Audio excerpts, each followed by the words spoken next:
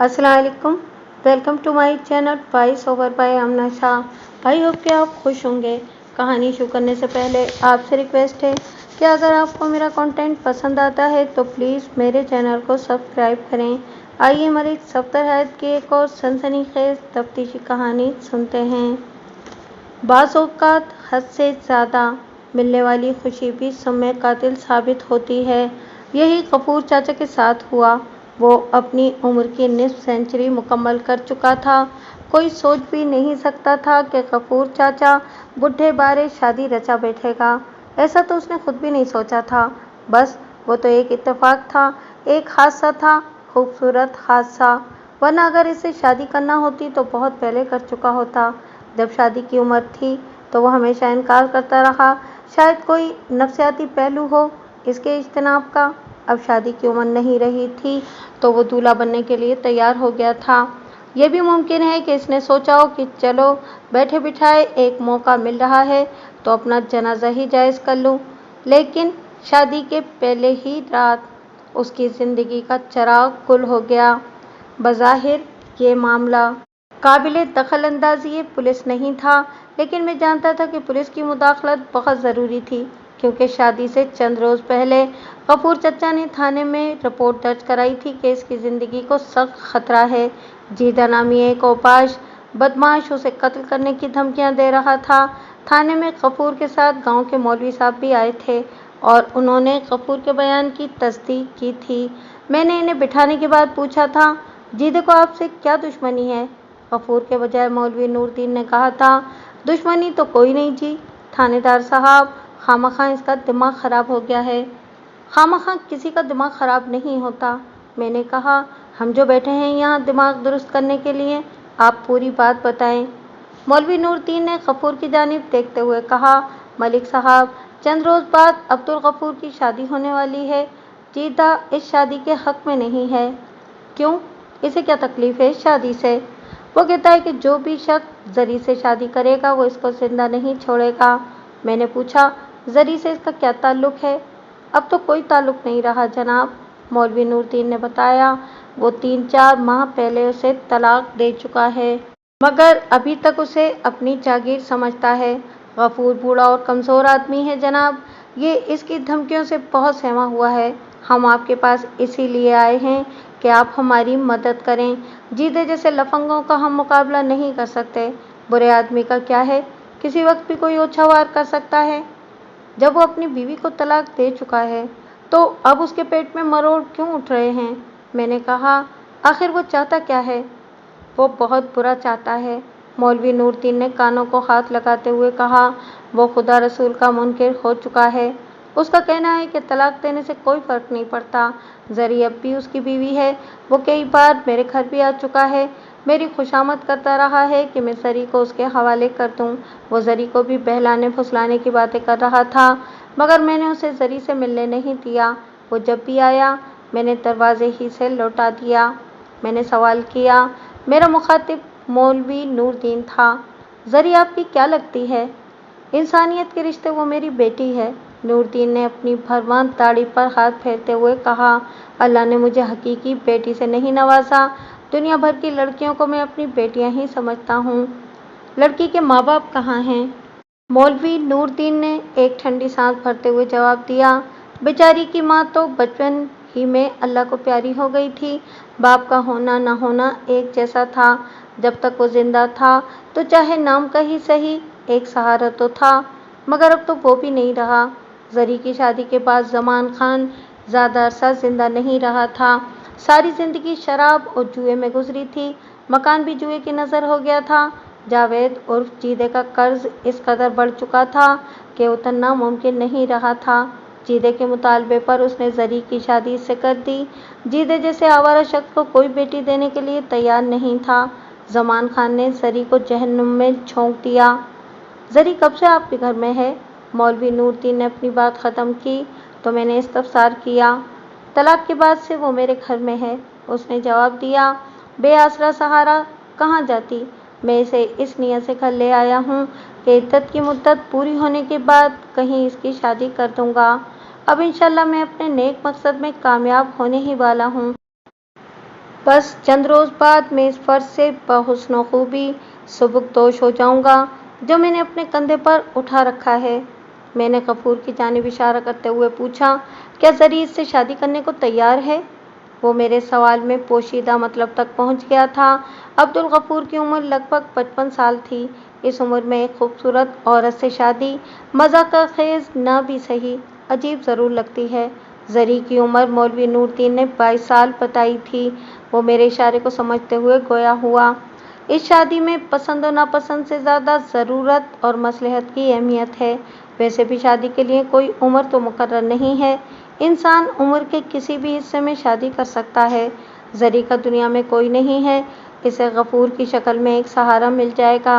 दूसरी जानिब गफूर भी इस दुनिया में तने तनहा है। इस उम्र में इसे देखभाल की ज़रूरत है। जरी की सूरत में उसे एक खिदमत गुजार बीवी मिल जाएगी। मुझे जरी और अब्दुल गफूर की शादी से कोई ख़ास दिलचस्पी नहीं थी। वो दोनों मेरे पास एक बदमाश की धमकियों के खिलाफ रिपोर्ट दर्ज कराने आए थे और मेरा फ़र्ज़ था कि इनकी दाद रसी करूं। मैंने इन्हें तसल्ली दी कि वो बेफिक्र होकर चले जाएं। मैं जीदे को थाने बुलवाकर उसका ठीक ठाक बंदोबस्त कर दूंगा। वो मेरा शुक्रिया अदा करने के बाद दुआएं देते हुए रुखसत हो गए। इनके जाने के बाद मैंने एक कांस्टेबल को बुलाकर कहा, जाओ जीदे बदमाश को पकड़ कर ले आओ। Yes sir. उसने खटाक से सलूट मारा और मुस्तैद कदमों से चलते हुए कमरे से निकल गया। आज सुबह जब मैं थाने आया था, मतला बरालू था। मौसम सरमा का आगाज़ हो चुका था और ठंडी हवा चल रही थी। मेरे थाने में दाखिल होने तक हल्की हल्की बूंदाबांदी भी शुरू हो चुकी थी। मैंने देखा कि बरामदे में कोई दर्जन भर अफराद बेचैनी से मेरा इंतज़ार कर रहे थे।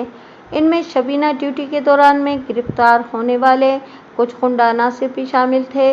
दंगा फसाद में मुलविस अफराद भी एक तरफ बैठे थे, लेकिन ज़्यादा तादाद साइलिन की थी।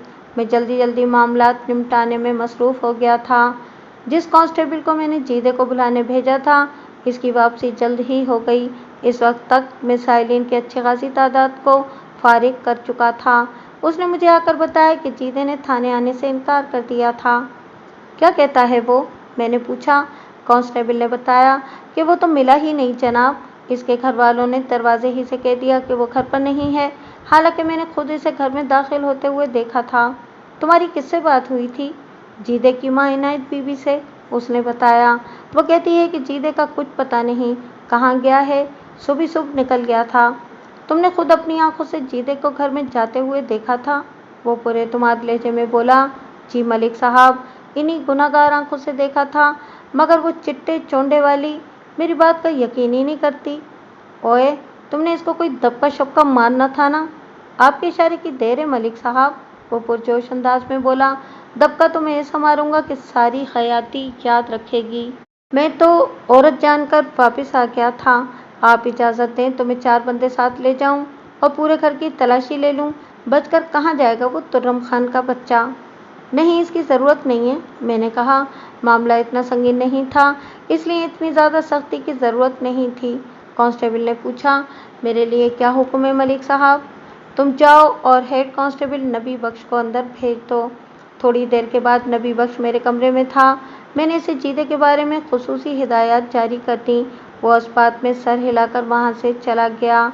दोपहर के बाद ज़रा सर खुजाने की फुर्सत मिली तो नबी बख्श ने आकर इतला दी कि जीदा हाजिर है। मैंने फ़ौरन उसे अपने कमरे में बुला लिया। इस वक्त मेरे पास हवलदार गुलाम रसूल, सब इंस्पेक्टर मोहम्मद एजाज भी मौजूद थे। जीदा मेरे सामने सर झुकाकर खड़ा हो गया। मैंने गुस्से से उसकी जानिब देखते हुए सख्त लहजे में पूछा, ओए, तुम्हें शर्म नहीं आती? पुलिस वालों को चक्कर देते हो? वो लजाजत भरे लहजे में बोला, मुझसे क्या कसूर हुआ सरकार? मैं तो एक शरीफ आदमी हूँ। ओए शरीफ जलेबी की तरह सीधे हमें सबक पढ़ाते हो? मैंने तपते हुए लहजे में कहा। सो मैंने एक कांस्टेबल तुम्हारे पास भेजा था तुम्हें बुलाने के लिए, तुम आए क्यों नहीं? वो चेहरे पर मिस्कीनी तारी करते हुए बोला, मैं तो घर ही में नहीं था माई बाप, वरना आप बुलाएं और मैं ना आऊँ। मैं तो सर के बल आता हुजूर। हवलदार गुलाम रसूल ने एक जोरदार तमाचा उसके गाल पर रसीद किया, फिर कहा, पुलिस वालों से मस्खरी करते हो? मैं तुम्हारी सारी बदमाशी नाक के रास्ते निकाल दूंगा। गुलाम रसूल का तमाचा खाने के बाद उसने एक नज़र मुझे देखा, फिर यतीमाना लहजे में बोला, मान लें सरकार, جتنا جی چاہے مار لیں۔ جاوید عرف جیدہ 30-32 سال کا ایک دراز کا شخص تھا۔ اس کی کاٹھی مضبوط، ناک موٹی اور صورت خوفناک تھی۔ وہ گھنگریالے بالوں والا ایک کالا بھجنگ شخص تھا۔ اس نے بھاری مونچھیں رکھ چھوڑی تھیں اور سرخ آنکھوں سے خطرناکی چھلکتی تھی، مگر اس وقت وہ بھرپور اداکاری کا مظاہرہ کر رہا تھا اور دنیا بھر کی مظلومیت اس کے چہرے سے مترشح تھی۔ میں نے تیز لہجے میں سوال کیا، مجھے پتہ چلا ہے کہ تم عبدالغفور کو قتل کی دھمکیاں دے رہے ہو۔ کون عبدالغفور جناب؟ تمہاری بیبے کا دوست، سب انسپکٹر نے اس کی کمر پر لات رسید کرتے ہوئے کہا۔ سیدھی طرح ملک صاحب کی بات کا جواب نہیں دو گے تو ہم بری طرح پیش آئیں گے۔ اس کی اداکاری لاجواب تھی۔ سرکار، میری تو کچھ سمجھ میں نہیں آ رہا، میں بے گناہ ہوں۔ میں نے گھور کر اسے دیکھا۔ اوئے خانہ خرابہ، ایک تو تم نے بیچاری زری کو گھر سے بے گھر کر دیا، اسے اپنی زندگی سے نکال دیا۔ اس سے بڑا ظلم اور کیا ہو سکتا ہے؟ اب اگر اس کا گھر بس رہا ہے تو تم نے دھمکیاں لگانی شروع کر دی ہیں۔ کوئی خدا کا خوف ہے تمہارے دل میں یا نہیں؟ تمہارے خلاف رپورٹ درج کرائی گئی ہے۔ میں چاہوں تو ابھی تمہیں حوالات میں بند کر دوں، اور اگر تم اپنی حرکتوں سے باز نہ آئے تو مجھے یہی کرنا پڑے گا۔ بہرحال میں نے ڈرانے دھمکانے کے بعد اسے چھوڑ دیا۔ اس کے بعد عبدالغفور یا مولوی نور الدین کی جانب سے مجھے جیدے کے خلاف کوئی شکایت موصول نہیں ہوئی۔ میں بھی مطمئن ہو گیا، پر میرا اطمینان اس وقت ٹوٹا جب ایک روز تھانے پہنچتے ہی مجھے معلوم ہوا کہ عبدالغفور شب زفاف میں چل بسا تھا۔ قابل ذکر بات یہ تھی کہ جیدہ بدمعاش گاؤں سے غائب تھا۔ ان حالات کے پیش نظر متوفی عبدالغفور المعروف بے غفور چچا کے معاملے میں پولیس کی دخل اندازی ضرور ہو گئی تھی۔ میں نے ASI اللہ دتہ کو اپنے ساتھ لیا اور فوراً عبدالغفور کے گھر پہنچ گیا۔ کسی بھرے پورے گھر میں یوں موت واقع ہو جاتی تو ایک کوہرام مچ جاتا، مگر عبدالغفور کے گھر میں کوئی ہلچل دکھائی نہیں دے رہی تھی۔ بیوہ زرینہ عرف زری ایک اندرونی کمرے میں بیٹھی تھی۔ آس پاس کی چند عورتوں نے اسے گھیر رکھا تھا۔ عبدالغفور کی میت صحن میں بچھی چارپائی پر رکھی تھی، اسے سفید چادر سے ڈھانپ دیا گیا تھا۔ بیٹھک نما کمرے میں چند افراد سر جھکائے ہوئے نظر آئے۔ وہ سب محلے دار تھے۔ غفور چاچا کا کوئی قریبی عزیز رشتہ دار نہیں تھا جس سے ناطہ جوڑا تھا۔ اس سے تعلق نبھانے کی اسے فرصت بألفاظ دیگر مہلت ہی نہیں مل سکی تھی اور وہ چل بسا تھا۔ اگرچہ غفور چاچا کی موت بظاہر کسی واردات کے زمرے میں نہیں آتی تھی، لیکن میں نے پھر بھی موقع کا جائزہ لینے کے بعد تمام ضروری باتیں ڈائری میں نوٹ کر لیں اور گھوم پھر کر اندر باہر سے پورے گھر کو دیکھ لیا۔ جانے کیا بات تھی کہ میرا ذہن بار بار غفور کی غیر طبعی موت کی طرف چلا جاتا تھا۔ اسی خدشے کے پیش نظر میں نے غفور کی تدفین سے پہلے اس کا طبی معائنہ کرانا بھی ضروری سمجھا۔ اس کا کوئی والی وارث تو تھا نہیں جو کوئی اعتراض کرتا۔ رہ گئی زری تو وہ اس وقت شدید جذباتی کشمکش کا شکار تھی، تاہم میں نے فیصلہ کر لیا تھا کہ اس کی اجازت کے بغیر کوئی قدم نہیں اٹھاؤں گا۔ میں نے تھوڑی دیر وہاں رک کر ضروری کارروائی نمٹائی۔ عبدالغفور کے 2 پڑوسیوں کے بیانات قلم بند کیے۔ ان کے بیانات ملتے جلتے تھے۔ اس حادثے کی اطلاع انہیں زری ہی کے توسط سے ملی تھی، اس سے زیادہ وہ کچھ نہیں جانتے تھے۔ میری نظر میں زری کی ذات بھی شک و شبے سے بالاتر نہیں تھی۔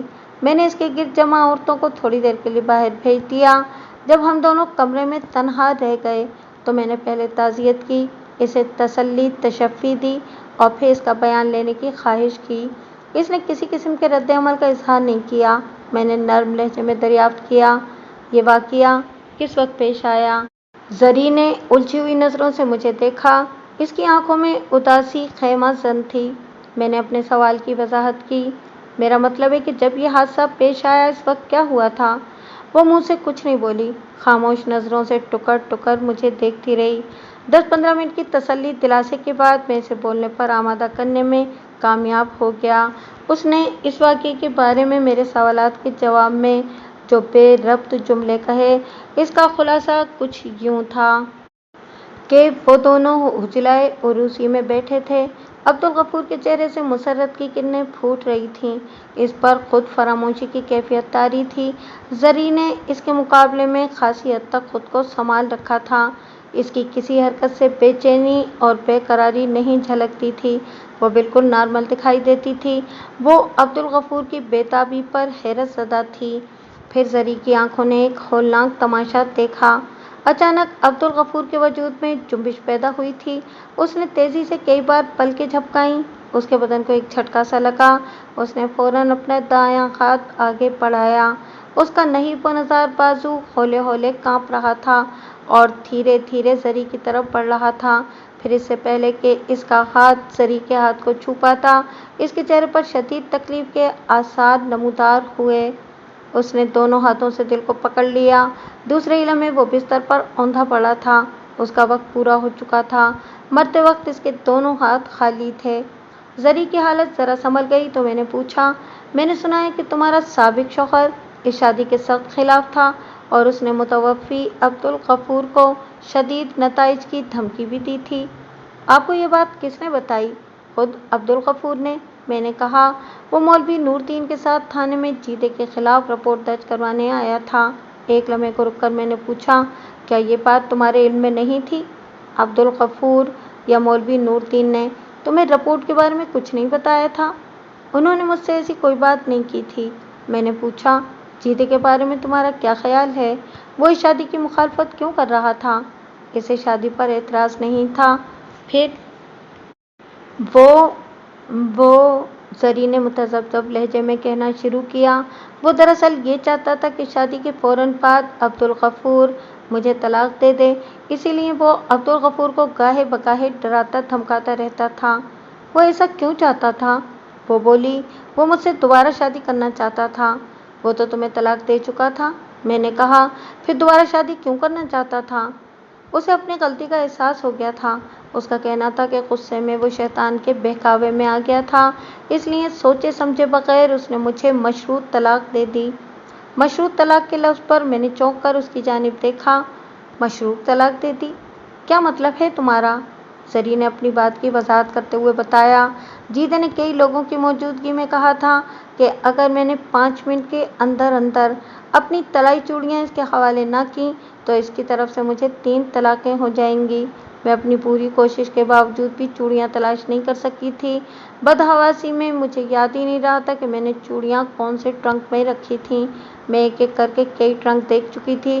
پھر وہاں پر موجود لوگوں کی آوازیں میرے کانوں میں پڑیں، بی بی، اب تلاش کرنے کا کوئی فائدہ نہیں ہے، 5 منٹ کی مہلت گزر چکی، اب تمہیں طلاق ہو چکی ہے۔ بعد میں مولوی نور الدین صاحب نے بھی تصدیق کر دی کہ طلاق واقع ہو گئی ہے۔ تو یہ بات ہے؟ میں نے ایک طویل سانس خارج کرتے ہوئے کہا، تم نے کیا سوچ رکھا تھا؟ کس بارے میں؟ اس نے الٹا مجھ سے سوال کر دیا۔ میں نے کہا کہ کیا تم بھی یہی چاہتی تھی کہ عبدالغفور تمہیں طلاق دے دے اور تم دوبارہ جیدے سے شادی کر لو؟ میں ایسا کیوں چاہنے لگی؟ وہ گھبراہٹ آمیز لہجے میں جلدی سے بولی، میں تو خدا خدا کر کے اس جہنم سے نکلی تھی۔ میں نے تیکھے لہجے میں سوال کیا، گویا تم اپنی طلاق سے خوش تھی؟ وہ گڑبڑا گئی۔ فوری طور پر اس کی سمجھ میں نہیں آیا کہ کیا کہے۔ چند لمحے سوچنے کے بعد بولی، طلاق کی کسے خوشی ہوتی ہے، مگر جیدے جیسے ظالم اور درندہ صفت شخص کے ساتھ زندگی گزارنا بھی تو کسی انسان کے بس کی بات نہیں ہے۔ اگر تم جیدے سے اتنی ہی بیزار تھیں تو جب اس نے تمہیں مشروط طلاق دی تھی تو تم اپنی شد و مت سے طلائی چوڑیاں کیوں تلاش کر رہی تھیں؟ ابھی تم نے مجھے یہی تو بتایا ہے نا؟ میں نے کب کہا ہے کہ مجھے اس طلاق سے خوشی ہو رہی تھی؟ وہ بات گھما پھرا کر بولی، وہ چاہے جتنا بھی ظالم سنگ دل سہی، مگر اس وقت وہ میرا شوہر تھا، میرا سہاگ تھا۔ کوئی عورت یہ نہیں چاہتی کہ اس سے اس کا سہاگ چھن جائے۔ اگرچہ جیدے کے ساتھ میری زندگی ایک جہنم کا نمونہ ہی تھی، مگر میں اس جہنم کو چھوڑنے کا تصور بھی نہیں کر سکتی تھی۔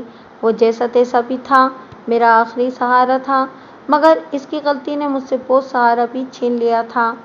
میں نے سنا ہے کہ جیدے نے کئی بار کوشش کی تھی تم سے ملنے کی جب تم مولوی نور الدین کے گھر میں ٹھہری ہوئی تھیں، مگر نور الدین نے اسے سختی سے چھاڑ دیا تھا۔ وہ اپنے کیے پر پچھتا رہا تھا، وہ مجھ سے معافی مانگنا چاہتا تھا۔ زری نے چھت کی جانب دیکھتے ہوئے کہا، مگر وہ میرے لیے اور میں اس کے لیے غیر محرم ہو چکے تھے۔ میں ابھی زری سے مزید بہت کچھ پوچھنا چاہتا تھا، مگر موقع محل کی نزاکت کو مد نظر رکھتے ہوئے میں نے اپنے ارادے کو مؤخر کر دیا۔ اور دو چار رسمی سوالات کرنے کے بعد وہاں سے اٹھایا۔ تاہم میں نے زری سے عبدالغفور کے طبی معائنے کی اجازت لے لی تھی اور اس نے بخوشی مجھے اس بات کی اجازت دے دی تھی۔ میں نے ASI اللہ دتہ کی نگرانی میں عبدالغفور کی لاش کو شہر کے اسپتال میں پہنچایا اور خود تھانے چلا آیا۔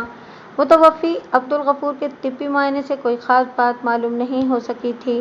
میرے بہت سے خدشات محض خدشات ہی ثابت ہوئے تھے۔ ڈاکٹری رپورٹ میں یہ بات واضح طور پر لکھی ہوئی تھی کہ عبدالغفور کی موت حرکت قلب بند ہو جانے کے سبب واقع ہوئی تھی۔ موت کا وقت کم و بیش نصف شب بتایا گیا تھا۔ ڈاکٹری رپورٹ کی روشنی میں زری کی ذات شک سے پاک ہو جاتی تھی، مگر میرے دل میں اس کی جانب ایک چبھن سی باقی تھی۔ اس پیچ در پیچ الجھی ہوئی داستان کی مزید تفصیل میں جانے سے پہلے میں ضروری سمجھتا ہوں کہ آپ کو اس کے پس منظر سے آگاہ کر دوں جہاں سے اس قصے کا آغاز ہوا تھا، تاکہ سیاق و سباق کی روشنی میں وہ بآسانی آپ اس قصے کی حقیقت تک پہنچ جائیں۔ زری کے بارے میں یہ تمام تفصیلات مجھے بہت سے لوگوں سے ملنے کے بعد حاصل ہوئی تھیں، جس میں سے غیر ضروری باتیں حذف کر کے میں اپنے الفاظ میں آپ کے سامنے پیش کرتا ہوں۔ زرینہ عرف زری کا باپ زمان خان جوئے کا رسیا تھا۔ قسمت کی دیوی اس پر اس انداز سے مہربان ہوئی کہ اس کے قبیل کے لوگ دیکھتے رہ گئے۔ لوگ اس کے ساتھ جوا کھیلنے سے کترانے لگے۔ وہ اس کی جیت سے خائف رہتے تھے۔ ہر کمالِ راہ زوالِ راہ یہ کسی کا بھی نہیں ہوتا عروج۔ زمان خان کی قسمت بھی اس سے ٹوٹ گئی۔ وہ دھڑا دھڑ ہارنے لگا۔ وہ جیسے جیسے ہار رہا تھا ویسے ویسے بڑی بڑی بازیاں لگا رہا تھا۔ جو کچھ پلے تھا وہ بھی سب گیا۔ وہ کوڑی کوڑی کا محتاج ہو گیا۔ جواری میں ایک خاص بات ہوتی ہے اور دنیا کے ہر جواری میں یہ قدرے مشترک ہے۔ جواری کی امید کبھی نہیں مرتی۔ ہر بازی ہارنے کے بعد اسے یقین ہوتا ہے کہ اگلی بازی وہ جیت جائے گا۔ زمان خان کی جیب خالی ہوئی تو اس کی نظریں مکان پر آ لگیں۔ ایک روز مکان بھی اس کے ہاتھوں سے جاتا رہا۔ اس کے بعد اس نے یاروں دوستوں سے ادھار لینا شروع کر دیا، مگر کب تک؟ ایک وقت ایسا آیا کہ وہ قرضے میں بال بال جکڑ گیا۔ اس کے قرض خواہوں میں جاوید عرف جیدہ بھی شامل تھا۔ جیدے نے ایک روز اسے ایک عجیب و غریب تجویز پیش کی۔ اس نے کہا، خان چاچا، مجھ سے ایک سودا کر لو، میں تمہارا قرض ادا کر دوں گا۔ زمان خان نے سوالیہ نظروں سے اس کی جانب دیکھا۔ جیدے نے کہا کہ تم اپنی بیٹی زری کی شادی میرے ساتھ کر دو، میں تمہیں قرض کی لعنت سے نجات دلا دوں گا۔ جیدے کے پاس نہ صورت تھی، نہ سیرت اور نہ کردار۔ گاؤں کی کوئی لڑکی اس سے شادی کرنے کے لیے تیار نہیں تھی۔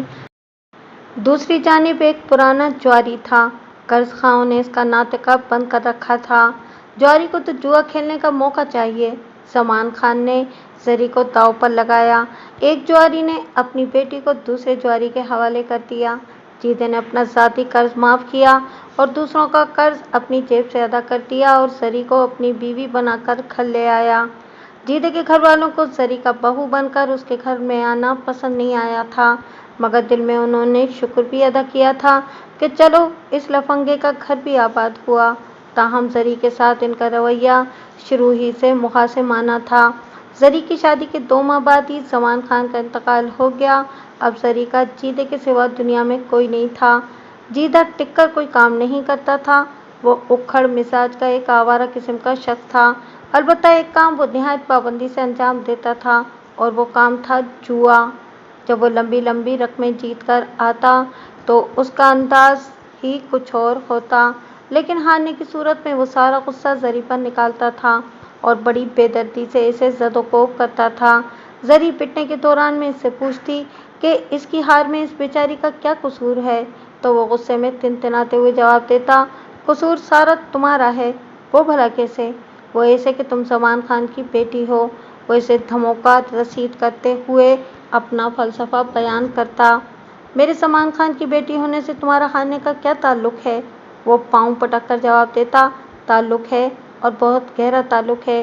جوئے کی لت تمہارے باپ نے مجھے لگائی تھی تو جا کر اس کی قبر کو مارو، مجھے کیوں ہلکان کرتے ہو تم؟ تم نے میرا جوڑ جوڑ توڑ تاڑ کر رکھ دیا ہے۔ اس سے تو بہتر ہے کہ تم مجھے کہیں سے زہر ہی لا دو، ہمیشہ کے لیے تمہاری جان چھوٹ جائے گی۔ شاید ہی کوئی دن ایسا گزرتا ہو जब इनके दरमियान झगड़ा ना होता हो। जीदे का बाप मुख्तार हुसैन, इनके लड़ाई झगड़े से हमेशा लाताल्लुक रहता था।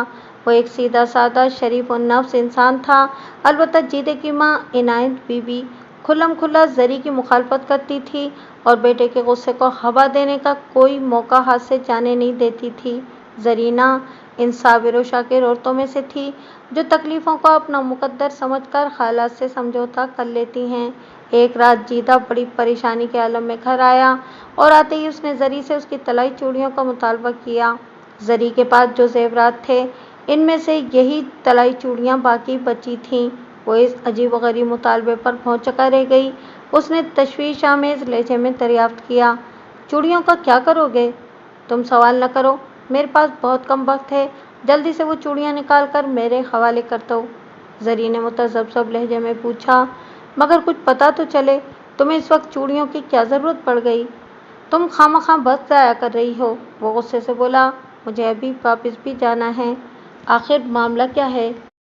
इसने मुख्तसरन बताया, मुझे फौरी तौर पर 1200 रुपये की ज़रूरत है। मैंने 1 घंटे में देने का वादा किया है। 300-400 रुपये मैंने दोस्तों से जमा कर लिए हैं।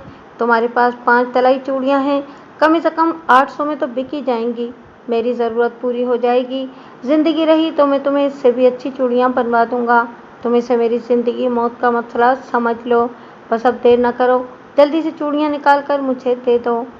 आपकी वजाहत के लिए मैं अर्ज़ कर दूं कि ये जिन दिनों का वाक़या है, उस ज़माने में सोना 100 रुपये तोला होता था। जरी ने नफ़ी में सर हिलाते हुए कहा, मैं तुम्हें इन चूड़ियों की हवा भी नहीं लगने दूंगी। मेरे तमाम ज़ेवरात एक एक करके तुम्हारे जुए की नज़र हो चुके हैं। अब तुम अपना मुँह धो के रखो। जीदे ने मिन्नत समाजत से काम लेने की कोशिश की। बस यह आखिरी फरमाइश है, बल्कि फरमाइश नहीं है, इसे मेरी दरख्वास्त समझो। अगर तुमने मेरी बात नहीं मानी तो मैं लुट जाऊंगा, तबाह व बर्बाद हो जाऊंगा। तुम तसव्वुर नहीं कर सकती हो कि मैं इस वक्त किस मुसीबत में मुब्तला हूँ। अगर मैंने 1 घंटे के अंदर अंदर रकम की अदायगी न की तो बस समझ लो कि क़यामत ही आ जाएगी। मगर इस वक्त कौन सा सर्राफ तुमसे चूड़ियाँ खरीदेगा? तुम इसकी फ़िक्र मत करो। वो जल्दी से बोला, मैंने एक आदमी से बात कर ली है, वो मुझे चूड़ियाँ गिरवी रख कर रकम दे देगा। बाद में इसकी रकम वापस करके मैं तुम्हें चूड़ियाँ लौटा दूंगा। जीदे ने आखिरी बात महज जरी की दिलजोई के लिए की थी, हालांकि वो जानता था कि ऐसा मुमकिन नहीं था। जरी ने सवाल किया, बाद में तुम्हारे पास पैसे कहाँ से आएंगे? तुम खामखा बहस कर रही हो। जीदे को गुस्सा आने लगा, मेरे लिए एक एक लम्हा कीमती है। अगर तुमने सीधी तरह मेरी बात ना मानी तो मुझे मजबूरन ज़बरदस्ती काम लेना पड़ेगा। इस दौरान में इनके लड़ने झगड़ने की आवाज़ सुनकर मुख्तार हुसैन और इनायत बीबी भी वहाँ पहुँच चुके थे। 2-4 आस पड़ोस वाले भी आ गए थे। जीदे ने मामला बिगड़ते हुए देखा तो उसने सारा गुस्सा जरी पर निकाला। हरामखोर, मेरे सामने ज़बान चलाती है। उसने जरी के मुंह पर एक थप्पड़ रसीद करते हुए कहा, जल्दी से चूड़ियाँ निकाल कर मेरे हवाले कर दे, वरना मार मार कर तेरा हुलिया बिगाड़ दूंगा। चूड़ियाँ तो मैं तुम्हें कभी नहीं दूंगी, चाहे मुझे जान ही से मार दो। जरी ने 2 कदम पीछे हटकर अपना गाल सहलाते हुए कहा, इन पर तुम्हारा कोई हक नहीं है। इनायत बीबी फौरन बेटे की हिमायत में बोली, बीवी की हर चीज़ पर शौहर का हक होता है। तुम फौरन चूड़ियाँ इसके हवाले कर दो। मैं नहीं दूंगी, चूड़ियाँ तो तुम्हारा बाप भी देगा। जीदे ने इसे एक धक्का दिया, तुम आखिर चीज़ क्या हो? मैंने तुम्हें बड़ी तगड़ी रकम देकर तुम्हारे बाप से ख़रीदा था। आज मैं तुम्हें तुम्हारी हैसियत याद दिलाकर ही छोड़ूंगा। मुख्तार हुसैन ने जरी से कहा, दे दे बेटी, ये ऐसे नहीं मानेगा। खामखान झगड़ा बढ़ाने का कुछ फ़ायदा नहीं है, कुछ जगह सही का ही ख्याल कर। इन दोनों मियाँ बीवी के दरमियान आज तक जितनी मर्तबा भी झगड़ा हुआ था, ये इसकी इंतहा थी। जरी को शिद्दत से अपनी ज़िल्लत का एहसास हो रहा था। उसका शौहर नामदार बुरी तरह उसे जलील कर रहा था। उसने दिल में ठान ली कि चाहे इसकी जान चली जाए मगर वो चूड़ियाँ इसको नहीं देगी। जब ज़बान से काम ना चला तो जीदे ने लातों और घूंसों से उसे बेदरेक पीटना शुरू कर दिया। जरी रोती जा रही थी और रोते रोते कह रही थी कि नहीं, हरगिज़ नहीं दूंगी चूड़ियाँ। रोने पीटने की आवाज़ सुनकर घर लोगों से भर गया था। जीदा एक औबा शख्स था, इसे किसी की परवाह नहीं थी। जब मारपीट से भी बात नहीं बनी तो वो हाथ रोककर हाँफने लगा। इस वक्त गुस्से से उसका बुरा हाल था। वो अपने हवास में नहीं था। उसने पड़ोसियों के सामने बाआवाज़ बुलंद कहा, जरी, अगर तुमने 5 मिनट के अंदर अंदर अपनी चूड़ियाँ मेरे हवाले ना की तो तुम्हें मेरी तरफ से 3 तलाक़ें हो जाएंगी। तलाक का नाम सुनकर जरी के औसान खता हो गए। उसे ऐसे लगा जैसे 7वां आसमान उस पर आ गिरे हों। वो घबराहट में अंदर की जानिब दौड़ी और कमरे में रखे हुए संदूकों को ऊपर नीचे करने लगी। इस पर घबराहट और बदहवासी तारी थी। वो इस हंगामे और बौखलाहट की वजह से भूल गई कि उसने कौन से संदूक में तलाई चूड़ियाँ रख छोड़ी थीं। वो एक के बाद एक संदूक का सामान उलट पुलट करती गई। इसी तलाश में खासा वक्त गुजर गया। फिर इसे अपने हाथ रोक देना पड़े, क्योंकि कोई कह रहा था कि अब चूड़ियों की तलाश का कोई फ़ायदा नहीं है बीबी, मुकर्ररा वक्त गुजर चुका है। तुम्हारे घरवाले ने सिर्फ 5 मिनट की शर्त रखी थी। अब वो मुद्दत गुजर चुकी है। तुम्हें तलाक हो चुकी है। अब वो तुम्हारा खामिद नहीं रहा। तुम इसके लिए हराम हो गई हो। फिर वहाँ मौजूद दूसरे अफराद भी उसके हाँ में हाँ मिलाने लगे। जरी ने रोना शुरू कर दिया। उसकी समझ में नहीं आ रहा था कि पल भर में क्या हो गया था। वो रोने के दौरान में खुद को कोस रही थी कि वो जाने कौन से संदूक में चूड़ियाँ रखकर भूल गई थी। फिर अचानक उसे सब कुछ याद आ गया। वो हिस्ट्रियाई अंदाज में चीखी, रुक जाओ, मुझे याद आ गया है। मैंने अपनी चूड़ियाँ गर्म कपड़ों वाले बड़े संदूक में रखी थीं। वो जुनूनी अंदाज में मज़कूरा संदूक के कपड़ों को निकाल निकाल कर बाहर फेंकने लगी। साथ ही वो तेज़ आवाज़ में बोलती जा रही थी, जीते मैं अभी चूड़ियाँ तुम्हारे हवाले करती हूँ। बस 1 मिनट रुक जाओ, बस 1 मिनट। मुख्तार हुसैन ने उसके कंधे पर हाथ रखकर थपकते हुए कहा, अब कोई फ़ायदा नहीं है बेटी, कुछ हासिल नहीं होगा। खुदा को यही मंजूर था। जरी ने अपने ससुर की बात अनसुनी करते हुए संदूक से जेवरात वाली पोटली बरामद कर ली। फिर जीदे की जानिब बढ़ाते हुए बोली, लो, सब ले लो, मुझे कुछ नहीं चाहिए। इनमें पूरी 5 चूड़ियाँ हैं, पूरे 10 तोले सोना है। मेरी तरफ से इसे जहाँ दिल चाहे फेंक दो, मगर मुझे तलाक न दो। जीदे ने गुस्से के आलम में उसके हाथ से चूड़ियों वाली पोटली झपटी। फिर गुर्राते हुए बोला, अब इस आहुजारी से क्या हासिल? पहले ही सोच समझ लेना था। लोगों को तमाशा दिखा लिया। अब तुम खुश हो? तुम यहाँ बैठी आंसू बहाती रहो, मैं तो चला। इतना कहकर वो लपक कर घर से निकल गया। एक उम्र रसीदा पड़ोसी ने मुख्तार हुसैन से कहा, अब क्या होगा? तीर तो कमान से निकल चुका है।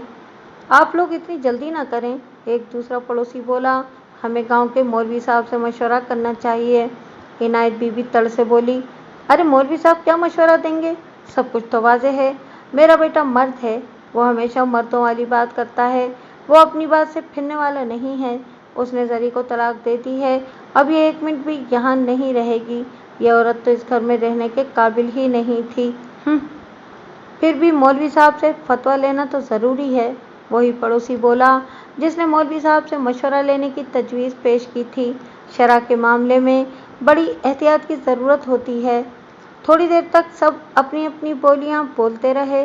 फिर एक एक करके वहां से जाने लगे। देखते ही देखते घर खाली हो गया। बस घर के मक्की रह गए। जरी किसी अछूत की तरह सर झुकाए एक जानिब बैठी रो रही थी। वो सारी रात रोती रही और अल्लाह को याद करती रही। जीदा रात गए घर आ गया था और इत्मीनान से चारपाई पर फैलकर सो गया था। इसकी दानिश में जैसे कुछ हुआ ही नहीं था।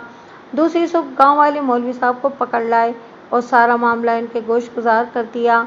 मौलवी नूरदीन के पूछने पर जीदे ने बताया कि वो रात सख्त परेशानी के आलम में था और इसे अच्छी तरह याद नहीं है कि वो क्या बकवास करता रहा है। अब वो अपने किए पर शर्मिंदा है और चाहता है कि इसकी बकवास को नज़रअंदाज कर दिया जाए, वगैरह वगैरह। मौलवी नूरदीन ने इस्तफसार किया, क्या तुम इस वक्त नशे में थे? उसने मामले की संगीनी को कम करने की खातिर जवाब दिया, नहीं मौलवी साहब, मैं नशे में नहीं था। मैं तो नशे को हाथ भी नहीं लगाता। क्या तुम इस वक्त हालत शुक्र में थे? जीदे ने उलझन आमेज निगाहों से मौलवी नूरदीन की जानिब देखा। मौलवी साहब ने अपनी बात की वजाहत करते हुए कहा, हालत शुक्र उस हालत को कहते हैं जिसमें बंदे को ये होश ना हो कि वो क्या कर रहा है। जी जी जी, मैं इस वक्त शुक्र में था। जीदे ने जल्दी से कहा, मुझे कुछ होश ही नहीं था कि मैं क्या कह रहा हूँ। गुस्से ने मेरे सोचने समझने की सलाहियत छीन ली थी। बस जो मुंह में आ रहा था वो मैं बोले जा रहा था। यानी तुम्हें अंदाज़ा नहीं था कि तुमने अपनी बीवी को किस इम्तहान में डाल दिया था? जनाब, मेरी तो मती मारी गई थी, वरना मैं भला ऐसी बात सोच भी सकता था। वो मक्कारी से बोला, मौलवी नूरदीन उसकी चालाकी को समझ रहा था। उसने घुमा फिरा कर सवाल किया, अच्छा ये बताओ, ये सब ज़रीन ने भी किसी सूरत तुम्हें चूड़ियाँ देने से जब इनकार कर दिया था तो तुमने कौन से अल्फाज अदा किए थे? देखो झूठ नहीं बोलना, तुम्हारा झूठ पकड़ने के लिए कई ऐनी शाहिद यहाँ मौजूद हैं। जीदे ने एक नज़र दाएं बाएं बैठे हुए अफराद पर डाली। इनमें 2-3 ऐसे चेहरे भी थे जो रात हंगामे के मौके पर मौजूद थे। इसने बड़े मुहतात अल्फाज में मौलवी साहब की बात का जवाब दिया, जनाब मैंने जरी को मुखातिब करते हुए कहा था, अगर तुमने 5 मिनट के अंदर अंदर अपनी चूड़ियाँ मेरे हवाले ना की तो तुम्हें मेरी तरफ से 3 तलाक़ें हो जाएंगी। हाजरीन में मौजूद एक शख्स ने जीदे की अटकती हुई ज़बान को सहारा दिया। मौलवी नूरदीन ने इससे पूछा, क्या तुमने यही अल्फाज अदा किए थे? जी अल्फाज तो यही थे, मगर मैं इस वक्त बस मौलवी नूरदीन ने हाथ के इशारे से इसे मज़ीद बोलने से रोक दिया। फिर कहा, ऐसी सूरत में तुम्हें हालत शुक्र में नहीं कहा जा सकता, क्योंकि तुम जो कुछ कह रहे थे इसका मतलब भी बखूबी जानते थे। मैं तुम्हारी हालत पर सिवाय अफसोस करने के और कुछ नहीं कर सकता। फिर उसने ज़रीन से तस्दीक की, बीबी क्या तुम्हारे खामिद ने तुमसे कहा था कि अगर तुमने 5 मिनट के अंदर अंदर अपनी चूड़ियाँ उसके हवाले ना की तो तुम्हें उसकी तरफ से 3 तलाक़ें हो जाएंगी? ज़रीन ने इस बात में सर हिला दिया। मौलवी साहब ने पूछा कि क्या तुम्हारे कानों ने यही अल्फाज सुने थे? जी हाँ। मौलवी नूरदीन ने फैसला कुन लहजे में पूछा, क्या तुमने 5 मिनट के अंदर अंदर अपनी चूड़ियाँ उसके हवाले कर दी थीं? नहीं मौलवी साहब, मैं 1000 कोशिश के बावजूद भी ऐसा नहीं कर पाई थी। ज़री शकस्ता लहजे में बोली, बस तो बीवी तुम्हें 3 तलाक़ें हो चुकी हैं। अब तुम जीदे के लिए हराम हो चुकी हो, वो तुम्हारे लिए गैर महरम है। शरीयत तुम दोनों को एक छत के नीचे रहने की इजाज़त नहीं देती। तुम फौरी तौर पर अपने रास्ते अलग कर लो। खुदा के लिए इतनी जल्दी कोई फैसला न करें मौलवी साहब। ज़री मौलवी नूरदीन के कदमों में गिर कर ज़ारो कतार रोने लगी। मेरा इस घर के सिवा कोई ठिकाना नहीं है, मैं कहाँ जाऊँगी? जीदे की माँ ने तंज़िया लहजे में कहा, अब तुम्हें पता चलेगा, जब दर दर की ठोकरें खाओगी तो नानी दादी सपने में आ जाएगी। तुमने मेरे बेटे की कदर नहीं की, अब इस घर में तुम्हारे लिए कोई जगह नहीं है, फ़ौरन यहाँ से दफ़ा हो जाओ। किस्सा मुख्तसर, मौलवी नूरदीन बेयारो मददगार ज़री को अपने घर ले गया। चंद रोज़ बाद जीदा मौलवी साहब से मिला और दरख्वास्त की, मौलवी साहब मैं अपने किए पर नादिम हूँ, अब मेरी आंखें खुल गई हैं, खुदारा कोई सबील करें, मैं ज़री से दोबारा निकाह पढ़वाने पर तैयार हूँ। और शरीयत को तुमने क्या मजाक समझ रखा है? मौलवी नूरदीन उसकी बात सुनते ही आग बबूला हो गया। दीन मेरा घर का बना हुआ नहीं है जो मैं तुम्हारे लिए कोई रास्ता निकालूं। जीदा समझ गया कि इससे गलती हो चुकी थी। वो ज़रा नरम लहजे में बोला, मौलवी साहब हमारी दोबारा मिलने की कोई ना कोई सूरत तो होगी। बस एक ही सूरत है, मौलवी नूरदीन ने ठोस लहजे में कहा, हलाला। तुम हलाले के बगैर इससे दोबारा निकाह नहीं कर सकते। जीदे के चेहरे का रंग उड़ गया। वो मिनमिनाती हुई आवाज़ में बोला, यानी पहले ज़री की किसी और शख्स से शादी होगी, फिर वो शख्स इसे तलाक दे देगा, इसके बाद मैं कहीं दोबारा इससे निकाह कर सकूँगा। हलाला की ये तशरीह मौजू नहीं है, मौलवी साहब ने दाढ़ी पर हाथ फेरते हुए कहा। अगर इस नीयत से निकाह किया जाए कि बाद में वो शख्स तलाक दे देगा तो हलाला का मकसद फौत हो जाता है। ये इस शख्स की मर्जी पर मुनहसर है कि वो तलाक दे या न दे। ये तो बड़ी रफड़ वाली बात हो जाएगी, और ये भी ज़रूरी नहीं है कि ज़री भी इस अमल के लिए तैयार हो जाए। मौलवी नूरदीन ने एक और पहलू उजागर किया। जीदे ने मौलवी साहब के घर के कई चक्कर लगाए, मगर इसके हस्बे मंशा बात बनकर नहीं दी। आखिर वो मायूस हो गया। आखिरी मर्तबा इसने धमकी आमेज़ लहजे में कहा था, मौलवी साहब मेरी ये एक बात अच्छी तरह ज़हन नशीन कर लें, ज़री अगर शादी करेगी तो मुझसे करेगी, वरना मेरे सिवा वो जिस शख्स से भी शादी करेगी वो जिंदा नहीं रहेगा। जीदा ज़री से दस्तबरदार होने को तैयार नहीं था। वो 2 साल तक इसके साथ रही थी। इस दौरान में वो अक्सर लड़ते झगड़ते ही रहे थे। इनकी ज़िंदगी में शायद ही कोई खुशगवार लम्हा आया हो। फिर ऐसी क्या वजह थी कि वो ज़री के लिए मरा जा रहा था? दिल के मामलात भी अजीब होते हैं। बाज़ औक़ात नफ़रत और मोहब्बत शाने से शाना मिलाकर इस तरह खड़ी हो जाती हैं कि इनमें तमीज़ करना मुमकिन नहीं रहता। शायद जीदा भी किसी ऐसी ही वारदात क़ल्बी से गुज़र रहा था। फिर ज़री की शादी अब्दुल गफ़ूर से हो गई। एक माहिर ज्वारी हार गया। एक 50 साला बूढ़े ने इसे मात दे दी थी। جیدہ بظاہر ہار کر بھی جیت گیا تھا۔ اس کا دعویٰ سچا ثابت ہوا تھا۔ زری سے شادی کرنے والا زندہ نہیں تھا۔ چاچا غفور یہ بازی جیت کر بھی ہار گیا تھا۔ اس نے پہلا داؤ کھیلا تھا اور زندگی ہار بیٹھا تھا۔ اس واقعے کے 2 روز بعد مختار حسین اور اس کی بیوی عنایت بی بی میرے پاس آئے۔ وہ اپنے بیٹے جیدے کی گمشدگی کی رپورٹ درج کرانے آئے تھے۔ مختار حسین نے کہا، تھانے دار صاحب، میرا بیٹا 2 دن سے غائب ہے، اسی روز سے جب سے زری کی شادی ہوئی تھی۔ آپ اسے تلاش کریں۔ مجھے معلوم ہو چکا تھا کہ جیدہ گاؤں میں نہیں تھا۔ میں نے مختار حسین سے پوچھا، آپ کا بیٹا 2 دن سے غائب ہے اور آپ رپورٹ درج کرانے اب آئے ہیں؟ وہ اکثر 1 آدھ دن گھر سے باہر بھی رہ لیتا تھا۔ مختار حسین نے بتایا، ہم نے سوچا دوسرے دن گھر آ جائے گا، مگر اب تو پورے 2 دن گزر گئے، آج تیسرا دن ہے۔ تم نے خود بھی اسے تلاش کیا یا ہاتھ پہ ہاتھ رکھے بیٹھے ہو؟ میں نے ذرا سخت لہجے میں پوچھا۔ تمہارے خیال میں وہ کہاں جا سکتا ہے؟ مختار حسین کے بجائے عنایت بی بی نے جواب دیا، یہ پتہ کرنا تو آپ کا کام ہے تھانے دار صاحب۔ میرا بیٹا خود کہیں نہیں گیا، بلکہ اسے باقاعدہ اغوا کیا گیا ہے۔ مجھے عنایت بی بی کی دخل اندازی اور طرز تکلم سخت ناگوار گزرا، تاہم میں نے غصے کو ضبط کرتے ہوئے استفسار کیا، تم کیا کہہ رہی ہو بی بی؟ کس نے اغوا کیا ہے تمہارے بیٹے کو؟ وہ ہوا میں ہاتھ چلاتے ہوئے بولی، اور کس نے اغوا کرنا تھا جی، یہ اسی کل موہی کا کارنامہ ہے۔ حالانکہ زری ایک گوری چٹی عورت تھی۔ میں نے تم سے پہلے ہی کہا تھا کہ کسی پر خواہ الزام لگانا ٹھیک نہیں ہے۔ مختار جلدی سے بولا، مگر تم باز نہیں آئیں۔ وہ شوہر کی پرواہ کیے بغیر مجھ سے مخاطب ہوئی، تو میں کیا جھوٹ بول رہی ہوں؟ وہی ایک جیدے کی دشمن ہے، مجھے تو وہ کبھی بھی ایک آنکھ نہیں بھائی۔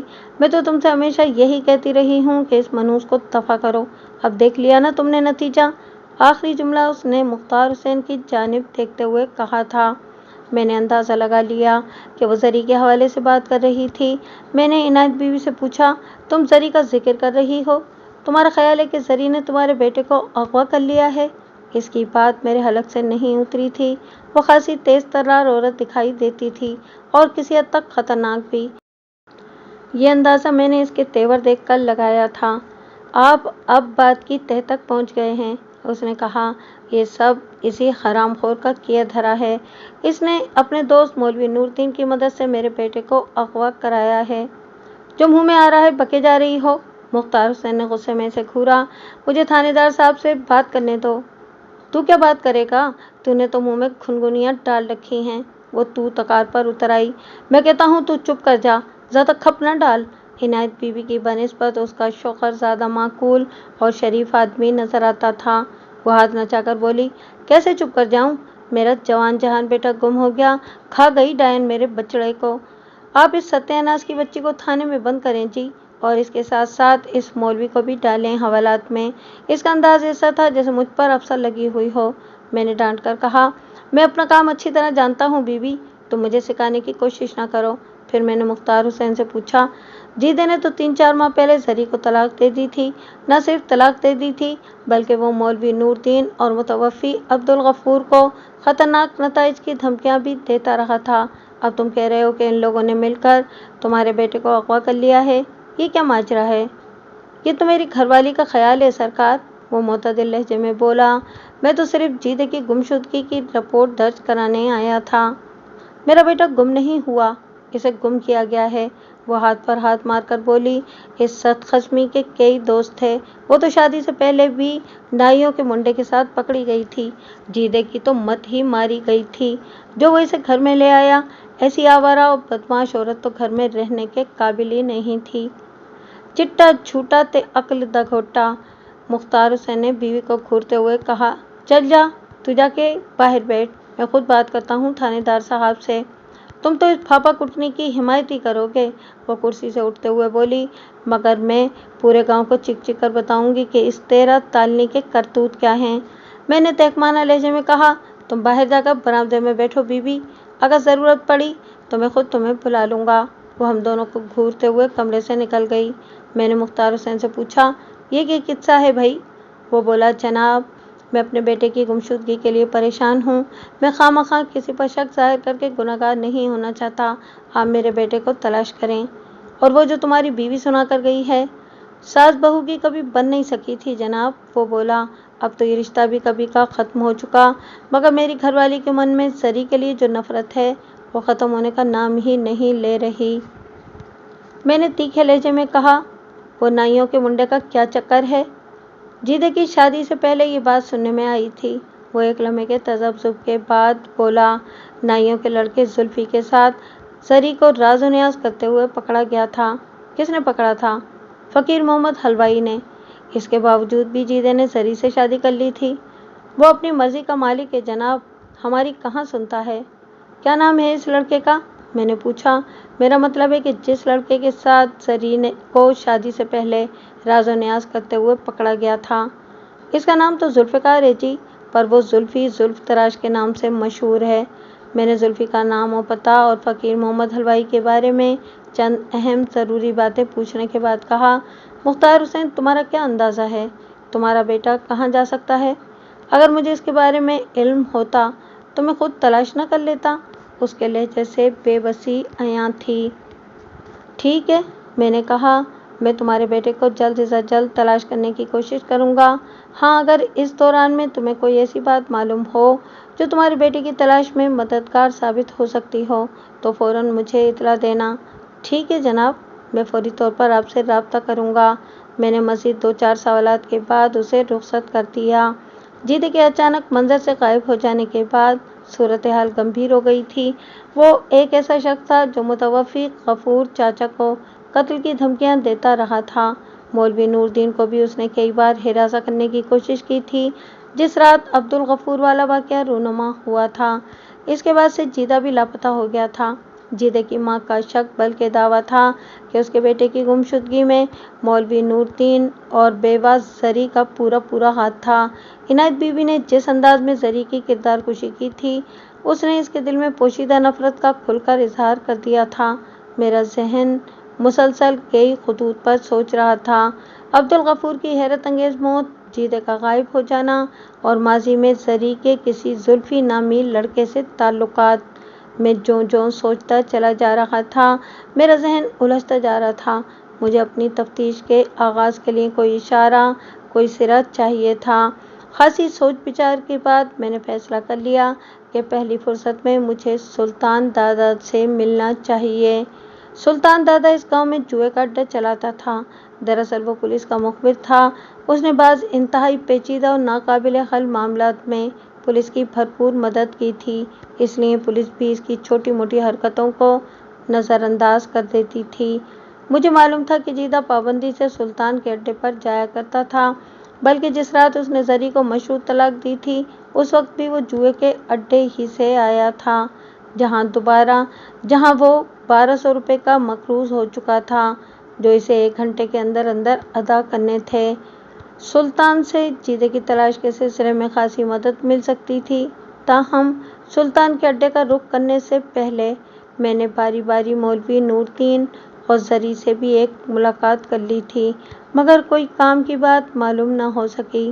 جیسے ہی سورج غروب ہوا، میں نے سب انسپکٹر محمد اعجاز کو ساتھ لیا اور جوئے کے اڈے پر پہنچ گیا۔ دن میں سلطان کا وہاں ملنا ممکن نہیں تھا۔ اڈے کی رونق رات ہی کو ہوتی تھی۔ ہم نے احتیاط یہ کی تھی کہ وہاں سادہ لباس میں گئے تھے۔ سلطان نے مجھ پر نظر پڑتے ہی پہچان لیا، پھر وہ ہمیں اپنے مخصوص کمرے میں لے گیا۔ ہم بیٹھ چکے تو اس نے نہایت مؤدبانہ لہجے میں کہا، سرکار، کیسے زحمت کی، مجھے تھانے بلا لیا ہوتا، ہم بہت ضروری کام کے سلسلے میں آئے ہیں۔ میں نے کہا، تم یقیناً ہماری مدد سکو گے۔ سو بسم اللہ ملک صاحب، بندہ ہر خدمت کے لیے حاضر ہے، آپ حکم تو کریں۔ میں نے تشویش بھرے لہجے میں کہا، گزشتہ 2 دن سے جیدہ غائب ہے، آج اس کا باپ اور ماں بھی تھانے آئے تھے۔ اچھا؟ سلطان نے حیرت آمیز انداز میں کہا، کہاں غائب ہو گیا وہ اونترا؟ یہی جاننے کے لیے تو میں تمہارے پاس آیا ہوں۔ میں نے اس کی آنکھوں میں جھانکتے ہوئے سوال کیا، تم نے آخری مرتبہ اسے کب دیکھا تھا؟ وہ ایک لمحہ سوچنے کے بعد بولا، شاید 2 روز پہلے، جمعے کا دن تھا۔ اس کے بعد نہیں آیا؟ نہیں جناب، اس نے جواب دیا، پھر بولا، ٹھہریں، میں ابھی آتا ہوں۔ وہ اٹھ کر کھڑا ہو گیا، آپ کی خاطر تواضع کے لیے کچھ لے آؤں؟ میں نے جلدی سے کہا، اس کی ضرورت نہیں سلطان، اس وقت ہم بہت جلدی میں ہیں۔ خاطر تواضع ادھار رہی، تم ہمیں جیدے کے بارے میں کچھ بتاؤ۔ وہ اپنی جگہ پر بیٹھتے ہوئے بولا، میں نے اتنی جلدی کسی شخص کو بدلتے ہوئے نہیں دیکھا۔ اس واقعے کے بعد تو جیدہ جیسے مر ہی گیا ہو۔ کبھی کبھی تو مجھے یوں محسوس ہوتا ہے جیسے وہ کوئی زندہ لاش ہو۔ بجھارتے نہیں ڈالو سلطان، میں نے کہا، سیدھی بات بتاؤ، تم کون سے واقعے کا ذکر کر رہے ہو؟ جب جیدہ اپنی بیوی کو جوئے میں ہار گیا تھا، وہ پرخیال لہجے میں بولا، اس نے زندگی کا عجیب و غریب داؤ لگایا تھا۔ یہ کب کی بات ہے؟ میں نے پوچھا، ذرا کھل کر تو بتاؤ، کہیں تم اس رات کا ذکر تو نہیں کر رہے جب جیدے نے اپنی بیوی کو طلاق دے دی تھی؟ طلاق والی بات تو دوسرے دن معلوم ہوئی تھی جناب، اس نے بتایا، میں نے زندگی بھر جوا کرایا ہے، مگر اس رات جو کچھ یہاں پیش آیا وہ ناقابل فراموش ہے۔ میرے استفسار پر اس نے تفصیل بتاتے ہوئے کہا، اس رات جیدے اور فیروز شاہ میں ٹھن گئی تھی، دونوں ایک دوسرے کی جیب خالی کرنے کا تہیہ کیے بیٹھے تھے۔ جیت ہار کو انہوں نے موت زندگی کا مسئلہ بنا لیا تھا۔ جیدہ بہت اچھا جواری تھا، مگر اس رات ہر بازی پر فیروز کا پلہ بھاری نظر آتا تھا۔ انہوں نے کھیل کا آغاز نکا پور سے کیا تھا۔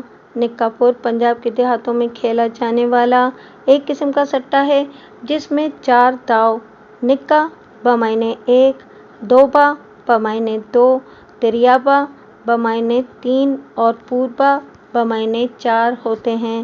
3 داؤ پر رقم لگائی جاتی ہے، چوتھا داؤ سٹہ کھلانے والے کا ہوتا ہے۔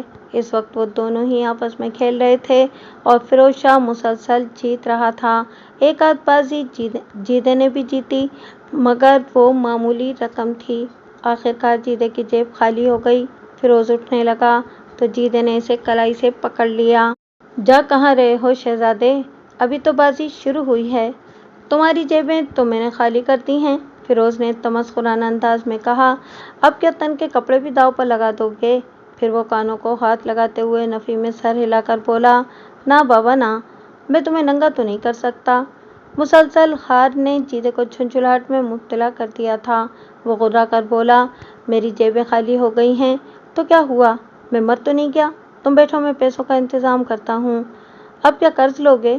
فیروز نے طنز کے تیر برساتے ہوئے کہا، بھائی میں تو چلا، اتنا ہی کافی ہے، میں تمہیں ایسے نہیں جانے دوں گا۔ جیدہ مرنے مارنے پر تل گیا، تمہیں صبح تک میرے ساتھ کھیلنا ہوگا۔ فیروز جیدے کے خطرناک تیور دیکھ کر ذرا نرم پڑ گیا۔ جیدے نے 2-4 دوستوں سے کچھ رقم ادھار لے کر کھیلنا شروع کر دیا، مگر آج تو جیسے ہار اس کے مقدر میں لکھ دی گئی تھی۔ وہ ادھار لی ہوئی رقم بھی چند بازیوں میں ہار گیا۔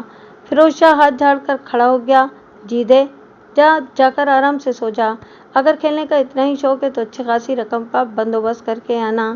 ابھی کھیل ختم نہیں ہوا فیروزے، جیدے نے اس کی آنکھوں میں آنکھیں ڈال کر کہا، تم اتنی جلدی نہیں جا سکتے، اب تو تمہیں کوئی ادھار بھی نہیں دے گا، تم اس کی پرواہ نہ کرو، وہ سرد لہجے میں بولا۔ میرا راستہ چھوڑ دے جیدے۔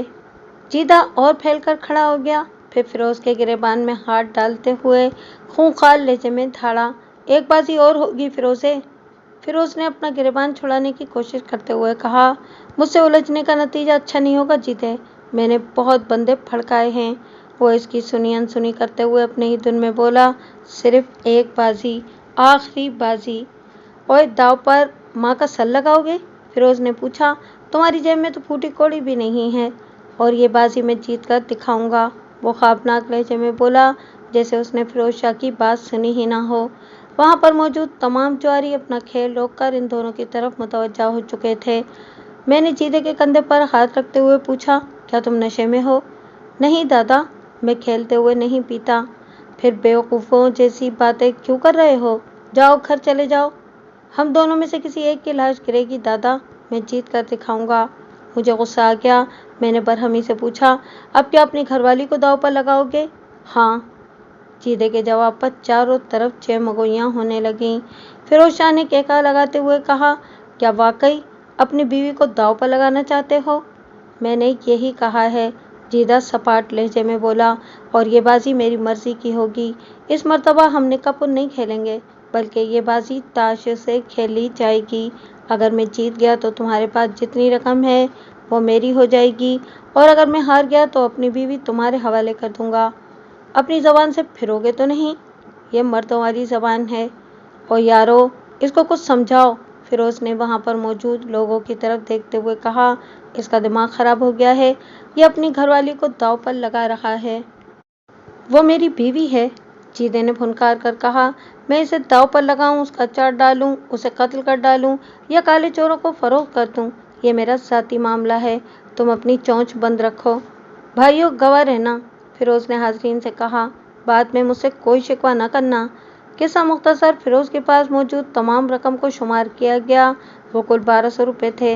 जीदे की फरमाइश पर ताश की नई गड्डी खोली गई और इसी के ईमा पर मंग पत्ता खेला जाने लगा। जीदा ये बाजी भी हार गया। चारों तरफ से थू थू होने लगी। हर शख्स इसको लानत मलामत कर रहा था। 1200 के एवज इसने जुए में अपनी बीवी हार दी थी। लोगों के लान तान करने पर जीदे की गैरत ने जोश मारा। शायद इसे होश आ गया था।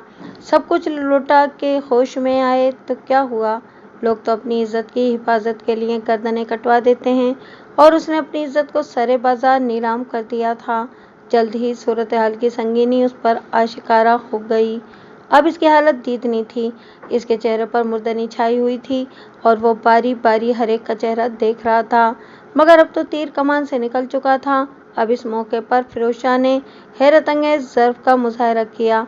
उसने जीदे को मुखातिब करते हुए हमदर्दाना लहजे में कहा, अगर तुम 1 घंटे के अंदर अंदर 1200 रुपये का इंतज़ाम कर लो तो मैं जुए में जीती हुई तुम्हारी बीवी का मुतालबा नहीं करूँगा। तुम इंतज़ार करो, मैं अभी आया। जीदे ने बस इतना कहा।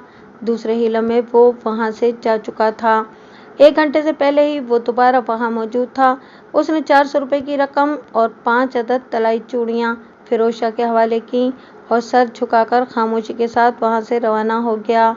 सुल्तान ने बाकी की तफसील मुकम्मल की तो मैंने सवाल किया, ताज़ा तरीन रिपोर्ट क्या है? जीदा कहाँ जा सकता है? वो चंद लम्हे सोचने के बाद बोला, मैं खुद हैरान हूँ कि वो गायब कैसे हो गया। पहले तो कभी ऐसा नहीं हुआ। आखिरी मर्तबा जब जीदा तुम्हारे अड्डे पर आया तो कोई ख़ास वाक़या तो पेश नहीं आया था। मैंने पूछा, मेरा मतलब है कि इसका किसी से लड़ाई झगड़ा तो नहीं हुआ था?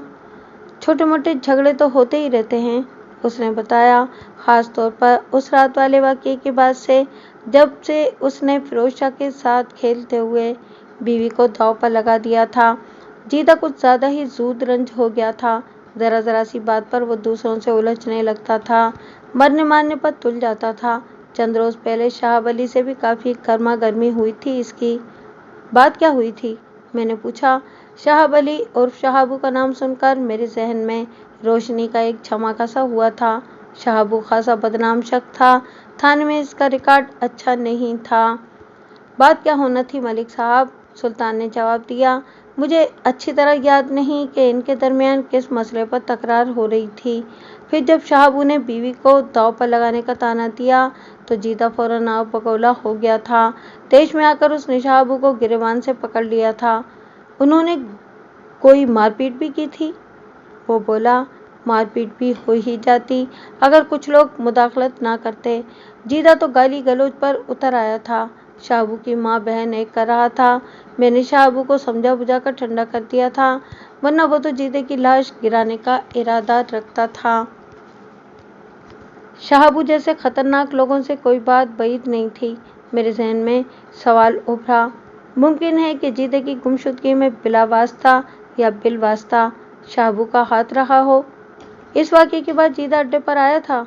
नहीं, मैंने इसके बाद जीदे को नहीं देखा। मेरा शक यकीन में बदलने लगा। मैंने सुल्तान को कुरेदने की कोशिश की। तुम्हारा क्या ख्याल है, जीदे की गुमशुदगी में शाहब अली का हाथ हो सकता है? मैं यकीन से और वसूख से तो कुछ नहीं कह सकता मलिक साहब, उसने कहा, लेकिन ये नामुमकिन भी नहीं है। ठीक है, मैं उठकर खड़ा हो गया, मैं अब चलता हूँ। तुम्हें जीदे की गुमशुदगी के सिलसिले में किसी भी तरह की सुनगुन मिले तो फ़ौरन मुझे इत्तला देना। अब फिक्र ही ना करें, मैं अपने तौर पर भी मालूम करने की कोशिश करता हूँ। मैं अड्डे से निकल आया। सुल्तान से मुलाकात के बाद मुझे सोच के नए ज़ाविये मिल गए थे। अब मेरा रुख थाने की जानिब था। इन दिनों सूरज ग़ुरूब होते ही ठंडक हो जाती थी और कारोबारी ज़िंदगी सिमट जाता था। मैं जब गांव के गुंजान आबाद हिस्से से गुजर रहा था तो फ़कीर मोहम्मद हलवाई से मुलाकात हो गई। वो अपनी दुकान बंद करके घर की तरफ जा रहा था।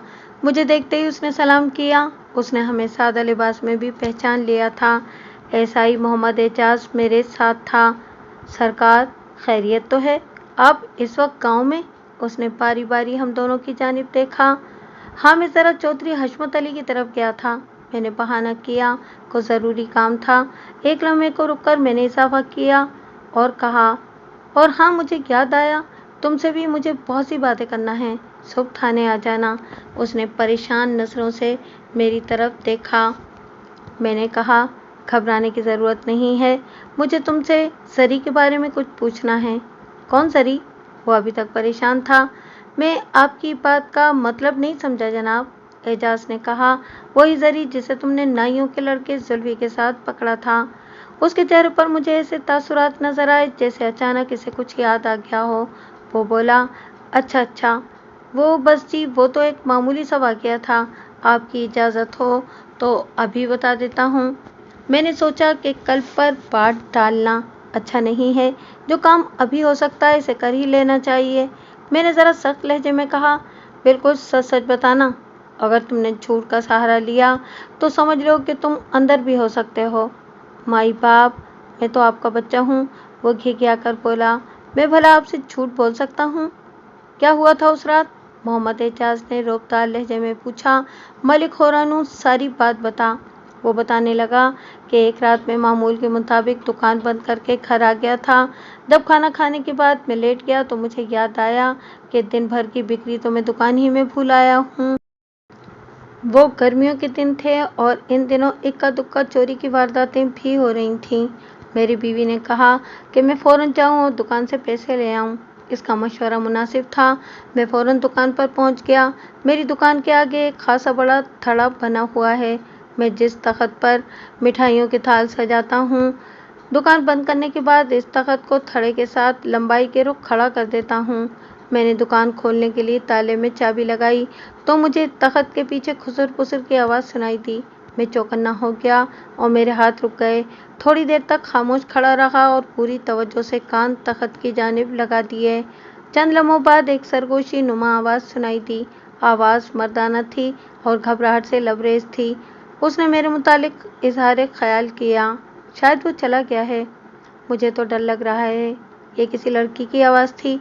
आवाज़ खासी मध्यम थी मगर निस्वानी लहजा वाज़े तौर पर पहचाना जा रहा था। मैं अब चलती हूँ, कल फिर आऊँगी। ठहर जाओ, अभी बाहर मत निकलना। मर्दाना आवाज़ ने उसे तंबीह की। पहले मैं झांक कर देखता हूँ। मैं समझ गया कि वहाँ क्या हो रहा था। दो दिल फरीज़ा मोहब्बत अदा कर रहे थे। पहले तो मेरे जी में आई कि खामोशी से वापस चला जाऊं, मगर मेरा ज़मीर इस चश्म पोशी पर आमादा न हुआ। फिर मैं ऐसे वापस जा भी नहीं सकता था। दुकान से रकम निकालना ज़रूरी था। मैंने फैसला किया कि इनको डरा धमका दूंगा कि अगर यूं ही छुप छुप कर मिलते रहे तो तुम्हारा खाना ख़राब हो जाएगा। मैंने सोचा कि देख तो लूँ वो हैं कौन। बाद में अगर ज़रूरत महसूस हुई तो इनके वालिदैन को समझाने की कोशिश करूँगा। फिर इससे पहले कि लड़का झांक कर सूरत हाल का जायज़ा लेता, मैं अचानक इनके सर पर पहुँच गया। लड़के ने आओ देखा न ताओ, मुझे शूट कबड्डी का एक दाव करा के निकल गया, मगर लड़की घबराहट के बायस वहीं खड़ी रह गई। वो इस अचानक पड़ने वाली उस्ताद से सख्त हिरासा थी। मैंने लड़की को नीम तारीकी में भी फ़ौरन पहचान लिया। वो ज़मान खान की बेटी ज़रीना उर्फ ज़री थी। मैंने गुस्से में से डांटते हुए कहा, तुम्हें शर्म नहीं आती ऐसी बेहुदा हरकतें करते हुए? तुम्हारे साथ कौन था? वो मिन्नत आमेज लहजे में बोली, आप इस लड़के को भूल जाएं। मैं वादा करती हूँ कि अब कभी ऐसी हरकत नहीं करूँगी। वो जो ज़री को बीच मंझधार छोड़ गया था, ज़री उसके नाम पर भी पर्दे डाल रही थी। मैंने सख्त लहजे में कहा, नाम तो तुम्हें उसका बताना ही पड़ेगा, वरना मैं तुम्हें पुलिस के हवाले कर दूंगा। पुलिस खुद ही उगलवा लेगी तुमसे उस बुज़दिल का नाम। पुलिस के जिक्र से वो मज़ीद घबरा गई। मैंने ये बात उसे डराने के लिए ही की थी। उसने रुक रुक कर बताया, उसका नाम जुल्फ़ी है। अच्छा, वो ग़ुलाम गौस नाई का लड़का? जी हाँ, वही। क्या हो रहा है यहाँ? इस अचानक सुनाई देने वाली आवाज़ ने मुझे चौंका दिया। मैंने मुड़कर देखा। मेरे अक़ब में ज़मान खान खड़ा था। ज़मान खान ने मेरे साथ ज़री को खड़े देखा तो हैरत से उसकी आंखें फट गईं। चंद लम्हे वो हमें मशकूक नज़रों से घूरता रहा। फिर वो अपनी बेटी को मुखातिब करते हुए ठाड़ा, तुम यहाँ क्या कर रही हो? कुछ नहीं अब्बा, वो कलाई में ज़रा काम से फूफी जीरा के घर गई थी। फिर वो तेज़ी से अपने घर की जानिब भाग गई। ज़मान खान ने गुस्से से मेरी जानिब देखते हुए सवाल किया, क्यों भाई, ये क्या मामला है? तुम इस वक्त मेरी बेटी को क्यों घेरे खड़े थे? ज़मान खान के जारहाना अंदाज ने मुझे भी ताव दिला दिया था। मैंने कहा, ओखे क्यों बोलते हो खान बहादुर, मेरी ज़बान ना खुलवाओ और अल्लाह बेली हो जाओ। मैं तुम जैसे बुड्ढों ठुड्डों को बहुत अच्छी तरह जानता हूँ। उसने नफरत से मेरी जानिब देखा। तुम्हारी तो आंखें चुगली खा रही हैं। सीधी तरह सारी बात मुझे बता दो, वरना मुझे दूसरा तरीका आजमाना पड़ेगा। मैं इसकी बेटी को बचाने की कोशिश कर रहा था, मगर वो शख्स समझ में नहीं आ रहा था। मसालेहत के बजाय लड़ाई झगड़े पर उतर आया था। मैं बंदा हूँ ज़रा दूसरी किस्म का। उसने खूंखार लहजे में कहा, तुम्हें हिम्मत कैसे हुई मेरी बेटी का रास्ता रोकने की? खान जी, मैं तो तुम्हारी बेटी की खातिर चुप था, मगर तुम्हें तो अपनी इज्जत का कोई ख्याल ही नहीं है। मैंने तपते हुए लहजे में कहा, अगर सच जाने का इतना ही शौक है तो सुनो। तुम्हारी लाडली नाइयों के लड़के जुल्फी के साथ रात की इस तारीकी में तुम्हारा नाम रोशन कर रही थी। अगर तुम्हें मेरी बात का यकीन ना आए तो घर जाकर बेटी से तस्दीक कर लो। मैंने एक लम्हे के तवक्कुफ से मज़ीद कहा, मैं तो इसे समझाने की कोशिश कर रहा था। अगर ये बात तुम्हें बुरी लगी हो तो लगती रहे, मुझे इसकी कोई परवाह नहीं है। वो चंद लम्हे मुझे घूरता रहा, फिर वहाँ से चला गया। इसके चंद माह बाद ज़मान खान ने जरीना की शादी जीदे से कर दी थी। फ़कीर मोहम्मद हलवाई से 2-4 मज़ीद बातें करने के बाद मैं थाने चला आया। मैंने सोचा जुल्फी को दूसरे रोज़ थाने बुलवा कर पूछगछ करूँगा। वो एक ऐसा शख्स था जिसके दिल में जीदे के लिए यकीनन कोई खैर के जज्बात नहीं थे। वो जिस लड़की को चाहता था, जीदे ने इससे शादी कर ली थी। जुल्फी के दिल में जीदे के लिए नफरत पाई जाना लाजमी बात थी, और रकाबत की नफरत तो बड़ी ही कुत्ती शय होती है। ऐसे ऐसे काम करा देती है जिसका तसव्वुर भी नहीं किया जा सकता। जीदे की गुमशुदगी के बाद जुल्फी की ज़ात शक से बाला नहीं रही थी। मैंने अपनी तफ्तीश के आगाज़ के लिए लाहे अमल तैयार कर लिया। 2 अफराद मेरा खुसूसी टारगेट थे, शहाब अली और जुल्फी जुल्फ तराश।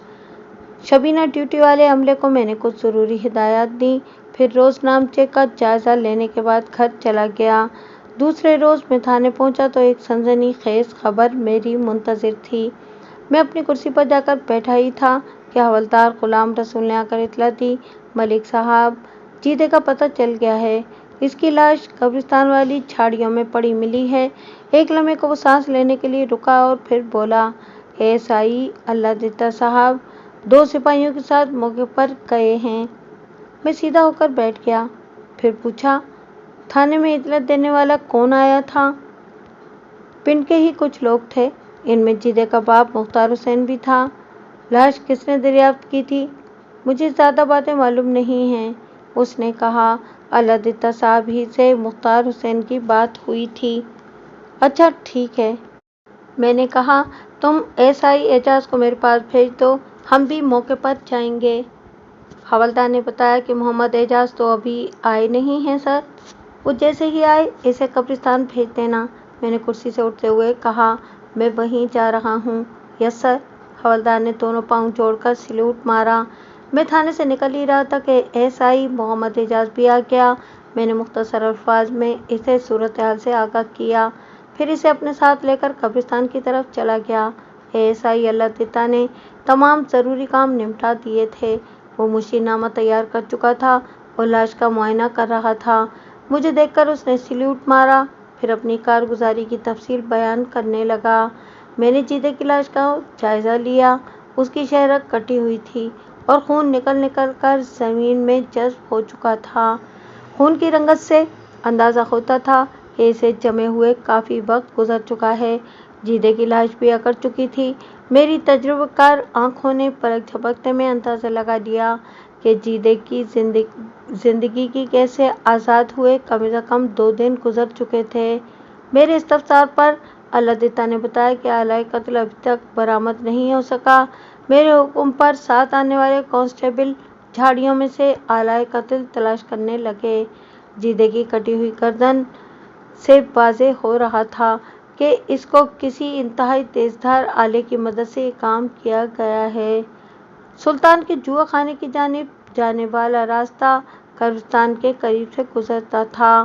مجھے یہ اندازہ لگانے میں دیر نہیں لگی تھی کہ 3 روز قبل جب جیدہ جوئے کے اڈے سے نکلا تھا اور گھر نہیں پہنچا تھا تو یقیناً اسے راستے ہی میں ٹھکانے لگا دیا گیا ہوگا۔ سلطان نے مجھے بتایا تھا کہ اس رات جیدے اور شہابو کے درمیان خاصی تلخ کلامی ہوئی تھی اور شہابو نے اسے خطرناک نتائج کی دھمکیاں بھی دی تھیں۔ ممکن ہے شہابو نے اپنی دھمکی کو اسی رات عملی جامہ پہنا دیا ہو۔ دوسری جانب جیدے کی کٹی ہوئی گردن کو دیکھ کر میرے ذہن میں زلفی کا نام چمک اٹھا تھا۔ زلفی بھی رقابت کی آگ میں یہ انتہائی قدم اٹھا سکتا تھا۔ میں نے موقع پر موجود گواہوں کے بیان لینے کے بعد جیدے کی لاش کو پوسٹ مارٹم کے لیے شہر کے اسپتال بھجوا دیا۔ پھر SI محمد اعجاز کو 2 کانسٹیبلوں کے ساتھ شہابو کے گھر کی جانب روانہ کر دیا اور تاکید کی کہ وہ فوری طور پر شہابو کو گرفتار کر کے تھانے میں لے آئے۔ جیدے کی ماں عنایت بیوی کا سارا زور اس بات پر تھا کہ میں فوراً زری اور مولوی نور الدین کو تھانے میں بند کروں۔ اس کے خیال میں جیدے کے قتل میں انہی کا ہاتھ تھا۔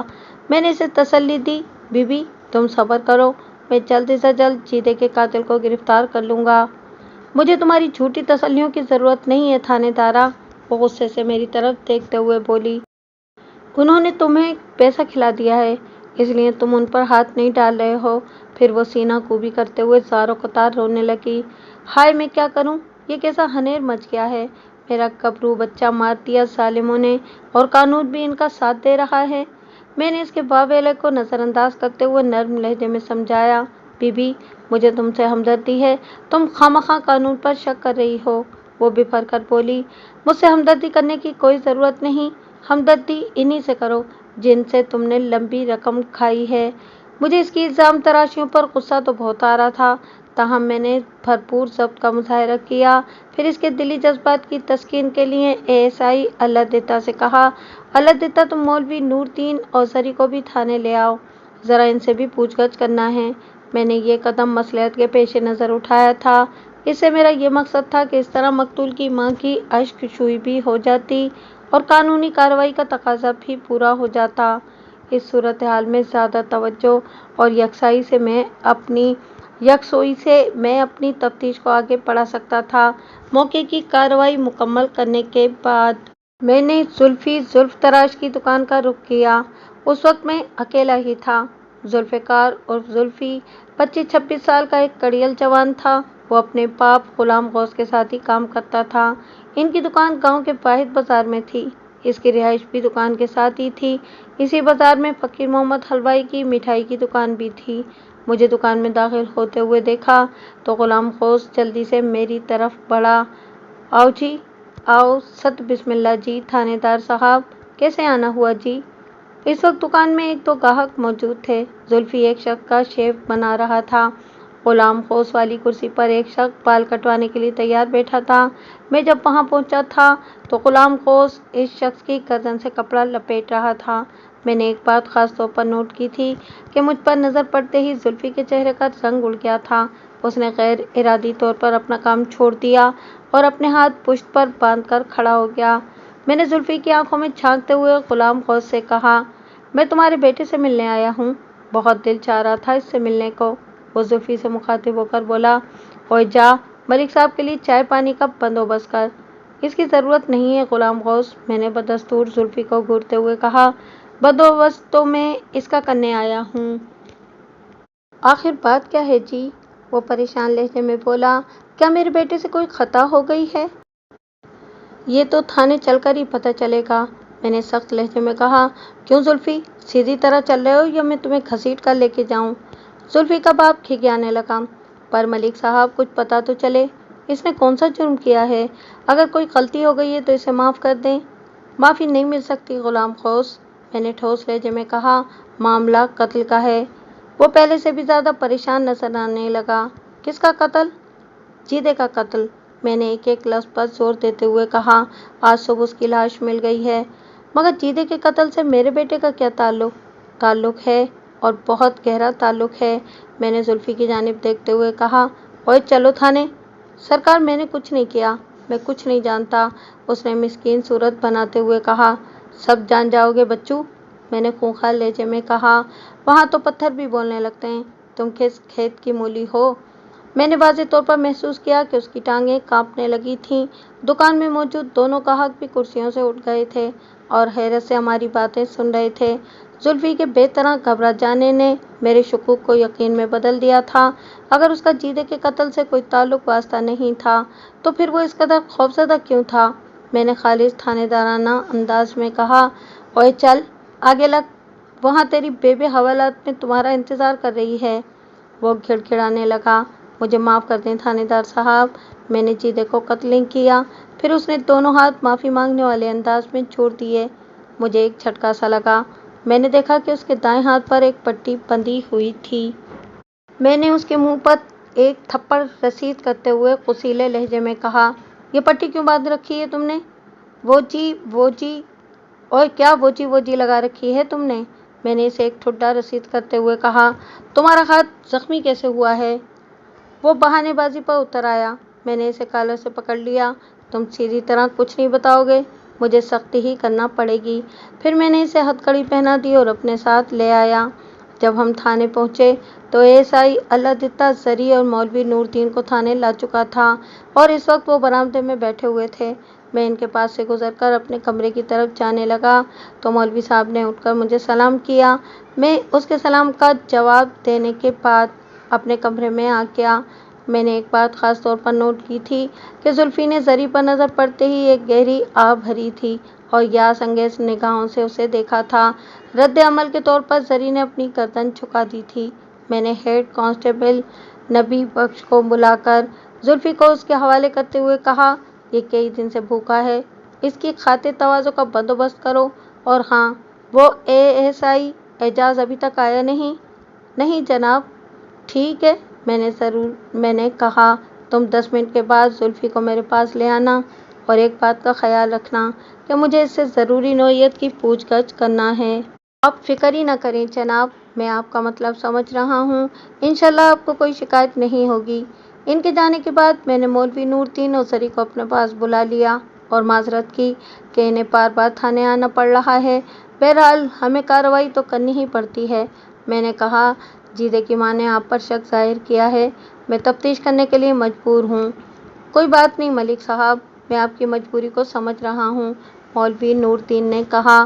फिर दरख्वास्त की कि आप मुझे रोज़ाना 1000 मरतबा भी थाने बुलाएंगे तो मैं हाजिर हो जाऊँगा, मगर मेरी एक छोटी सी इल्तिजा है कि जरी को इस सिलसिले में ज़हमत न दी जाए। आप समझदार हैं और कोई बात आपसे पोशीदा भी नहीं है। आप इस मुसीबत ज़दा औरत की हालत का खुद अंदाज़ा लगा सकते हैं। मैंने इस बात में सर हिलाते हुए पूछा, जरी मुतवफ़ी अब्दुल गफूर के घर में ही रह रही है?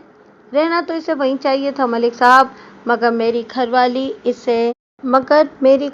इसे अपने पास ले आई है, मौलवी नूरदीन ने बताया। शायद मैंने आपको पहले भी बताया था कि हम मियाँ बीवी बेटी ऐसी नेमत खुदावंदी से महरूम हैं। मेरी बीवी ने जरी को अपनी बेटी बना लिया है, अब ये हमारे साथ ही रहेगी। और मुतवफ़ी के घर का क्या होगा? मौलवी नूरदीन ने जवाब दिया, अभी तो इसके बारे में कुछ सोचा नहीं है। ज़ाहिर है कि जरी जैसे कहेगी वही किया जाएगा, मगर ये सब बात की बातें हैं। मैंने 1-2 रस्मी बातों के बाद इन्हें जाने की इजाज़त दे दी। वो मेरे कमरे से निकले ही थे कि एएसआई मोहम्मद एजाज कमरे में दाखिल हुआ। उसके चेहरे से परेशानी हवेदा थी। मैंने इसे देखते ही अंदाज़ा लगा लिया था कि वो नाकाम लौटा है। फिर उसने मेरे अंदाजे की तस्दीक भी कर दी। मुझे सख्त अफसोस है मलिक साहब, उसने बताया, शाहबू हमारे हाथ नहीं लग सका। उसके घर वाले क्या बताते हैं? मैंने पूछा। कहाँ गया वो? उन्होंने बताया कि वो लाहौर गया हुआ है 3 रोज़ से, मोहम्मद एजाज ने तफसील बयान करते हुए कहा। बकरा ईद नज़दीक है, वो बकरा मंडी से बकरे वगैरह लाने गया है। इनके ख्याल में वहाँ से खासे सस्ते बकरे मिल जाते हैं। इसकी वापसी का उन्होंने कुछ बताया है? नहीं जनाब, वो इसकी वापसी के बारे में कुछ नहीं जानते। मैं गहरी सोच में डूब गया। मोहम्मद एजाज ने कुछ देर मेरी सोच के तसलसल को देखा, फिर कहा, मलिक साहब, जुल्फी मिला आपको? मैंने चौंक कर उसकी जानिब देखा और फिर कहा, हाँ, इस वक्त इसकी खातिरदारी हो रही है। ایک لمحے کے توقف کے بعد میں نے کہا، تم جا کر اسے میرے کمرے میں لے آؤ، ذرا اسی سے پوچھ گچھ کریں، وہ بھی تو اس کیس کا ایک اہم مورا ہے۔ جی سر، میں ابھی لایا اسے۔ تھوڑی دیر کے بعد زلفی میرے سامنے گردن جھکائے کھڑا تھا۔ اس کی حالت سے اندازہ ہو رہا تھا کہ اسے پیٹ بھر کر کھانا کھلا دیا گیا تھا۔ میں نے پاروب لہجے میں سوال کیا، کیا فیصلہ کیا ہے تم نے زلفی؟ زبان کھولو گے یا خاموشی سے سولی پر چڑھ جاؤ گے؟ اس نے ہراساں نظروں سے میری جانب دیکھا مگر منہ سے کچھ نہیں بولا۔ اوئے گونگا ہو گیا ہے کیا؟ اعجاز نے اس کی گردن پر ایک جھاپڑ رسید کرتے ہوئے کہا۔ ملک صاحب کچھ پوچھ رہے ہیں تم سے۔ میں اوئے بکری کے بچے، کیا میں لگا رکھی ہے؟ میں نے سخت لہجے میں کہا۔ خاطر تواضع میں کوئی کمی رہ گئی ہے کیا؟ وہ رو دینے والے انداز میں بولا۔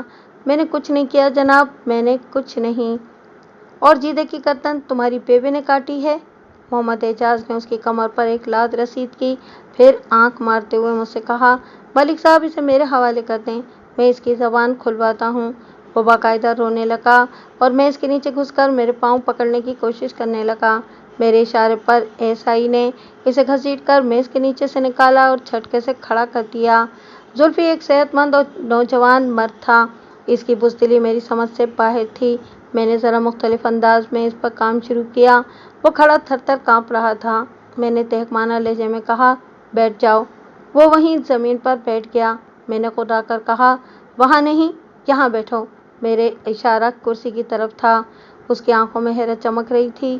وہ تو بینچ پر بیٹھنے کا تصور بھی نہیں کر سکتا تھا۔ جے ذائقہ میں اسے کرسی پیش کر رہا تھا۔ وہ متذبذب نظروں سے باری باری مجھے اور اعجاز کو دیکھ رہا تھا۔ اوئے، کیا الوؤں کی طرح بٹر بٹر دیکھ رہے ہو؟ اعجاز نے اسے کرسی کی جانب دھکیلا۔ سنا نہیں تم نے؟ ملک صاحب کیا کہہ رہے ہیں؟ وہ جھجکتے جھجکتے کرسی پر بیٹھ چکا تو میں نے اس کی توقع کے برخلاف نرم لہجے میں سوال کیا، زمان خان کی بیٹی زرینہ عرف زری کو جانتے ہو؟ جی جانتا ہوں جی۔ وہ تمہیں کیسی لگتی ہے؟ وہ جی اچھی ہے، میرا مطلب ہے کہ زری اچھی لڑکی ہے۔ میں نے اس کی آنکھوں میں آنکھیں ڈال کر پوچھا، تم اسے چاہتے ہو؟ وہ ذرا سا جھجکا، پھر بولا، مگر اس کی تو شادی ہو چکی ہے۔ میرا مطلب ہے کہ شادی ہو گئی تھی۔ شادی سے پہلے تو چاہتے تھے، اس نے جواب دیا۔ جی کچھ کچھ۔ اور تم اس سے چھپ چھپ کر ملتے رہتے تھے؟ نہیں جناب، ایسی تو کوئی بات نہیں ہے۔ ابھی تو میں نے تمہیں اپنے سامنے کرسی پر بٹھا رکھا ہے۔ میں نے سخت لہجے میں کہا، اگر تم نے جھوٹ بولنے کی کوشش کی تو الٹے لٹکے نظر آؤ گے۔ جی؟ وہ سہمی ہوئی نظروں سے میری طرف دیکھنے لگا۔ میں نے پوچھا، ایک مرتبہ فقیر محمد حلوائی نے بھی تم دونوں کو محبت کی پینگیں بڑھاتے ہوئے پکڑا تھا۔ ایک لمحے کو رک کر میں نے اضافہ کیا، مجھ سے کچھ چھپانے کی کوشش نہ کرنا، میں فقیر محمد سے پوری کہانی سن چکا ہوں اور اسے ابھی یہاں بھی بلا سکتا ہوں۔ اس نے تامل کرتے ہوئے جواب دیا، بس جی، غلطی ہو گئی تھی۔ جیدے سے شادی کے بعد بھی تم اس سے ملتے رہے تھے؟ کبھی کبھار ملاقات ہو جاتی تھی، اس نے بتایا۔ میں نے سخت لہجے میں پوچھا، زری ایک شادی شدہ عورت تھی، وہ تمہارے لیے غیر تھی، تمہیں اس بات کا خیال نہیں تھا کہ تم ایک شادی شدہ عورت سے تعلق رکھ کر غلطی کر رہے ہو؟ مجھے احساس تھا جناب، اس نے کہا، مگر میں مطمئن تھا کہ ہمارے درمیان کوئی ناجائز تعلق نہیں تھا، ہم صرف بات چیت کی حد تک ملتے تھے۔ ملاقاتیں کہاں ہوتی تھیں؟ میری چھوٹی بہن رضیہ زری کی سہیلی ہے، زلفی نے بتایا۔ زری کبھی کبھار اس سے ملنے آ جاتی تھی، اسی دوران میں مجھے بھی اس سے بات کرنے کا موقع مل جاتا تھا۔ اور زری تمہیں جیدے کے ظلم و ستم کی داستانیں سناتی تھی، وہ اپنی گھریلو پریشانیوں کا ذکر کرتی رہتی تھی اور تمہارے دل میں جیدے کے لیے نفرت پیدا ہوتی جا رہی تھی۔ میں نے معنی خیز لہجے میں سوال کیا، وہ ویسے بھی تمہارا رقیب تھا، اس نے زری کو تم سے چھین لیا تھا، کیوں؟ ظاہر سی بات ہے جناب، وہ سادگی سے بولا، میں جیدے سے محبت تو کرنے سے رہا۔ میں نے چپتے ہوئے لہجے میں پوچھا، تم نے زری کی مصیبتیں دور کرنے کے لیے کوئی عملی قدم نہیں اٹھایا؟ میں کیا کر سکتا تھا جناب، وہ پرائی ہو چکی تھی، میں اس کے معاملات میں کیسے دخل دے سکتا تھا جیسے اب دیا ہے؟ کیا مطلب؟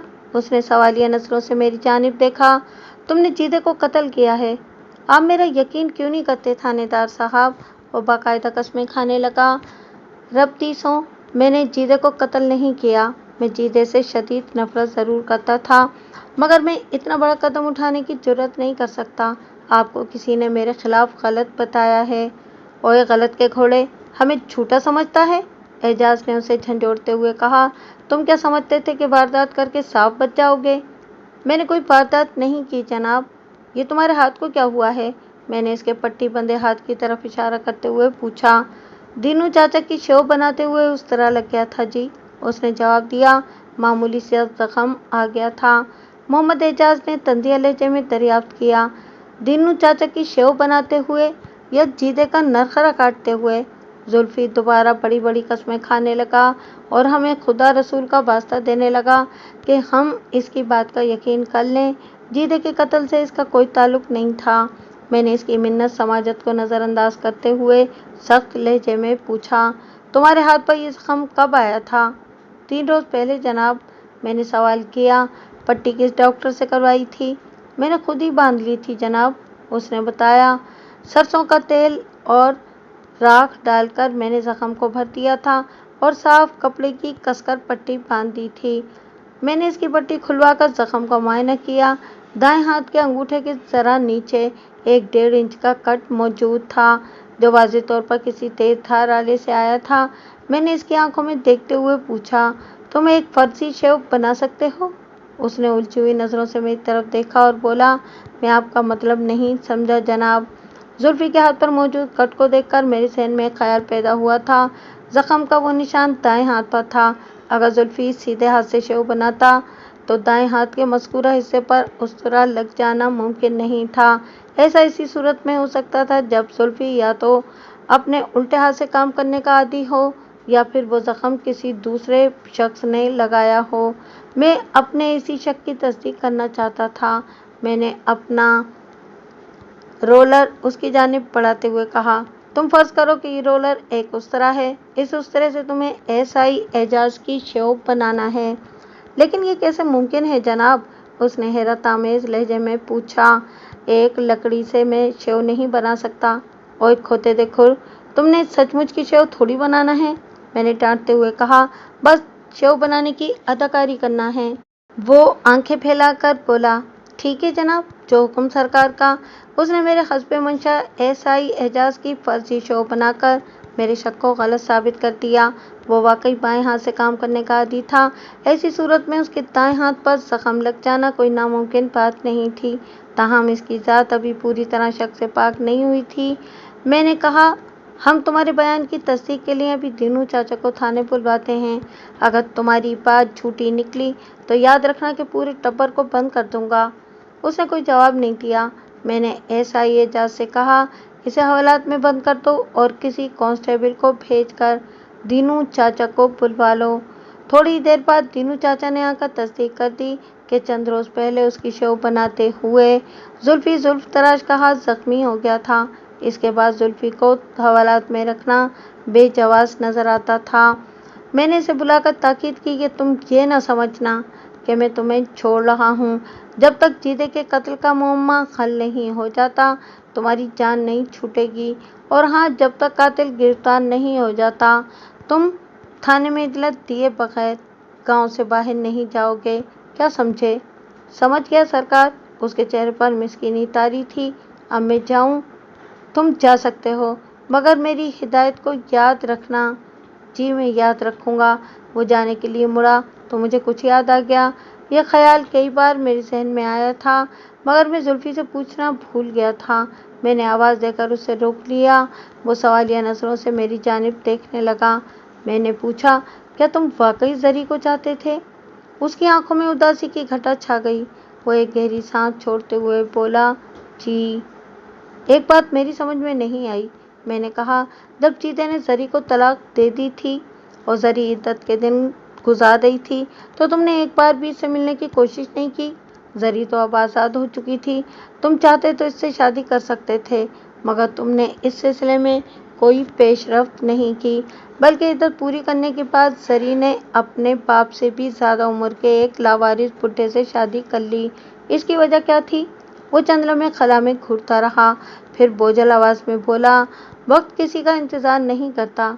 तुम कहना क्या चाहते हो? मलिक साहब, وہ خوابناک لہجے میں بتانے لگا۔ جب سری کو طلاق ہوئی اس وقت ہمارے درمیان سینکڑوں لاکھوں نہیں تو کروڑوں اربوں میل کی دوری پیدا ہو چکی تھی۔ اب ہمارے ملنے کی کوئی صورت نہیں رہی تھی۔ میں شادی کر چکا تھا اور اللہ کے فضل سے اس وقت تک ایک بچے کا باپ بھی تھا۔ اوہ! بے اختیار میرے منہ سے نکلا۔ میں پرسوچ نظروں سے اس کی جانب دیکھنے لگا۔ وہ مجھے سوچتے ہوئے چھوڑ کر کمرے سے نکل گیا۔ اس کے جانے کے بعد میں نے SI محمد اعجاز کی باہمی مشاورت سے ایک چھاپہ مار پارٹی ترتیب دی اور شہاب علی عرف شہابو کی گرفتاری کے لیے جگہ جگہ چھاپے مارنے شروع کر دیے۔ اس کیس میں شہابو کی گرفتاری بہت ضروری ہو گئی تھی۔ مقتول جیدے کو آخری مرتبہ شہابو کے ساتھ جھگڑا کرتے ہوئے دیکھا گیا تھا اور شہابو نے اسے خطرناک قسم کی دھمکیاں بھی دی تھیں۔ شہابو جیسے لوگوں سے کچھ بھی بعید نہیں تھا۔ ایک آدھ بندہ بھڑکانا تو ان کے بائیں ہاتھ کا کھیل تھا۔ میں جلد از جلد شہابو کو گرفتار کر لینا چاہتا تھا۔ اس امر کی اطلاع میں نے علاقے کے SP کو بھی بھجوا دی تھی۔ شاید میں آپ کو بتانا بھول گیا کہ ہم نے جو چھاپہ مار پارٹی ترتیب دی تھی وہ سادہ لباس جوانوں پر مشتمل تھی۔ وہ صرف اس گاؤں ہی میں نہیں بلکہ آس پاس کے گاؤں میں بھی شہابو کو تلاش کرتے پھر رہے تھے مگر ابھی تک اس کا سراغ نہیں ملا تھا۔ 2 روز بعد دوسرے علاقے کے تھانے کا ایک ASI اور 2 کانسٹیبل میرے پاس آئے۔ وہ تینوں اس وقت سادہ لباس میں تھے اور خاصے تھکے ہوئے دکھائی دیتے تھے۔ میں گھر جانے کی تیاری کر رہا تھا کہ انہیں دیکھ کر رک گیا۔ ASI نے اپنا تعارف کرانے کے بعد اپنی آمد کا مقصد ظاہر کیا۔ ملک صاحب، ہمیں اس گاؤں کے وسنیک شہابو کی تلاش ہے۔ شہابو کا نام سن کر میں سیدھا ہو کر بیٹھ گیا۔ میں نے پوچھا، کیوں؟ کوئی خاص بات؟ بات خاص ہی نہیں بہت سنگین بھی ہے۔ اس نے بتایا، شہابو ہمیں چوری کی ایک واردات کے سلسلے میں مطلوب ہے۔ میرے استفسار پر ASI نے تفصیل بتاتے ہوئے کہا کہ چند دن قبل ان کے علاقے کے ایک گاؤں میں چوری ہو گئی تھی۔ 4 ڈھاٹا پوش افراد نے غریب شخص کو زندہ درگور کر دیا تھا۔ اس کی بیٹی کی عنقریب شادی ہونے والی تھی مگر ان ظالموں نے اس کے گھر کی صفائی کر دی تھی۔ وقت رخصت جب لٹیرے انہیں پولیس کو اطلاع دینے کی صورت میں خطرناک نتائج سے ڈرا رہے تھے تو فتح محمد کی بیٹی جس کی شادی ہونے والی تھی اس نے ایک شخص کی آواز پہچان لی۔ وہ انہی کے گاؤں کا رہنے والا طفیل عرف تافو تھا۔ لڑکی نے کسی قسم کی پرواہ کیے بغیر پولیس کو تافو کا نام بتا دیا۔ پولیس نے تافو کو گرفتار کر کے جب دھلائی کی تو اس نے سب کچھ اگل دیا اور اپنے ساتھیوں کے نام بتا دیے۔ اس کی مخبری پر 2 ساتھی تو گرفتار کر لیے گئے تھے مگر ان کا چوتھا ساتھی ابھی تک لاپتہ تھا۔ بعد میں گرفتار ہونے والے دونوں افراد نے تشدد کی تاب نہ لاتے ہوئے بتا دیا کہ ان کا چوتھا ساتھی شہابو ہی ان کا سرغنہ تھا اور مال مسروقہ سب اسی کے پاس تھا۔ اپنی بات ختم کرنے کے بعد ASI نے کہا، ملک صاحب بندہ آپ کے علاقے کا ہے، آپ اس کی گرفتاری کے سلسلے میں ہماری مدد کریں۔ میں تو خود کئی دن سے شہابو کی تلاش میں تھا۔ میں نے کہا، آپ نے بہت دیر کر دی یہاں آنے میں، بلکہ میرا خیال ہے کہ آپ دیر نہ بھی کرتے تو کوئی فائدہ نہیں تھا۔ یہ کیا کہہ رہے ہیں آپ ملک صاحب؟ میں ٹھیک کہہ رہا ہوں۔ میں نے اسے بتایا، شہابو کی ہمیں بھی تلاش ہے۔ اس گاؤں میں قتل کی ایک سنگین واردات ہو گئی ہے۔ شہابو اسی سلسلے میں مطلوب ہے۔ ہم نے کئی جگہ اس کی تلاش میں چھاپے بھی مارے ہیں مگر ابھی تک اس کا کوئی سراغ نہیں ملا۔ اوہ! تو یہ بات ہے۔ ASI کے چہرے پر مایوسی کے سائے لہرانے لگے۔ یہ شہابو اور نہ جانے ہمیں کہاں کہاں دوڑائے گا۔ آپ فکر ہی نہ کریں، ہم جلدی اسے ڈھونڈ نکالیں گے، میں نے تشفی آمیز لہجے میں کہا اور پھر ایک کانسٹیبل کو بلا کر حکم دیا، مہمانوں کے لیے کھانے پانی اور منجھی بسترے کا انتظام کرو، یہ آج رات یہیں ٹھہریں گے۔ انہوں نے کوئی حیل و حجت کا مظاہرہ نہیں کیا۔ وہ جس علاقے سے آئے تھے وہ وہاں سے کافی دور تھا اور رات کے وقت واپس جانے کی ان میں سکت موجود نہیں تھی۔ وہ تھکن سے نڈھال نظر آتے تھے۔ میں ان کے قیام کے انتظامات سے مطمئن ہونے کے بعد گھر چلا گیا۔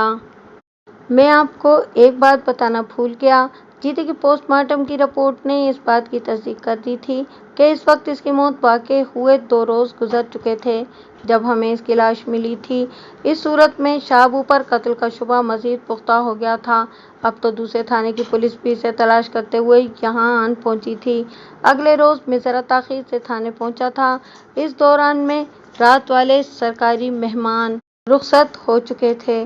جاتے جاتے انہوں نے منشی کے پاس میرے لیے پیغام چھوڑ دیا تھا کہ اگر مجھے شہابو کے بارے میں کسی قسم کا کوئی سراغ ملے تو میں ان کو بھی مطلع کروں تاکہ غریب فتح محمد کی بیٹی کے زیورات اور جہیز کا دیگر سامان برآمد کیا جا سکے۔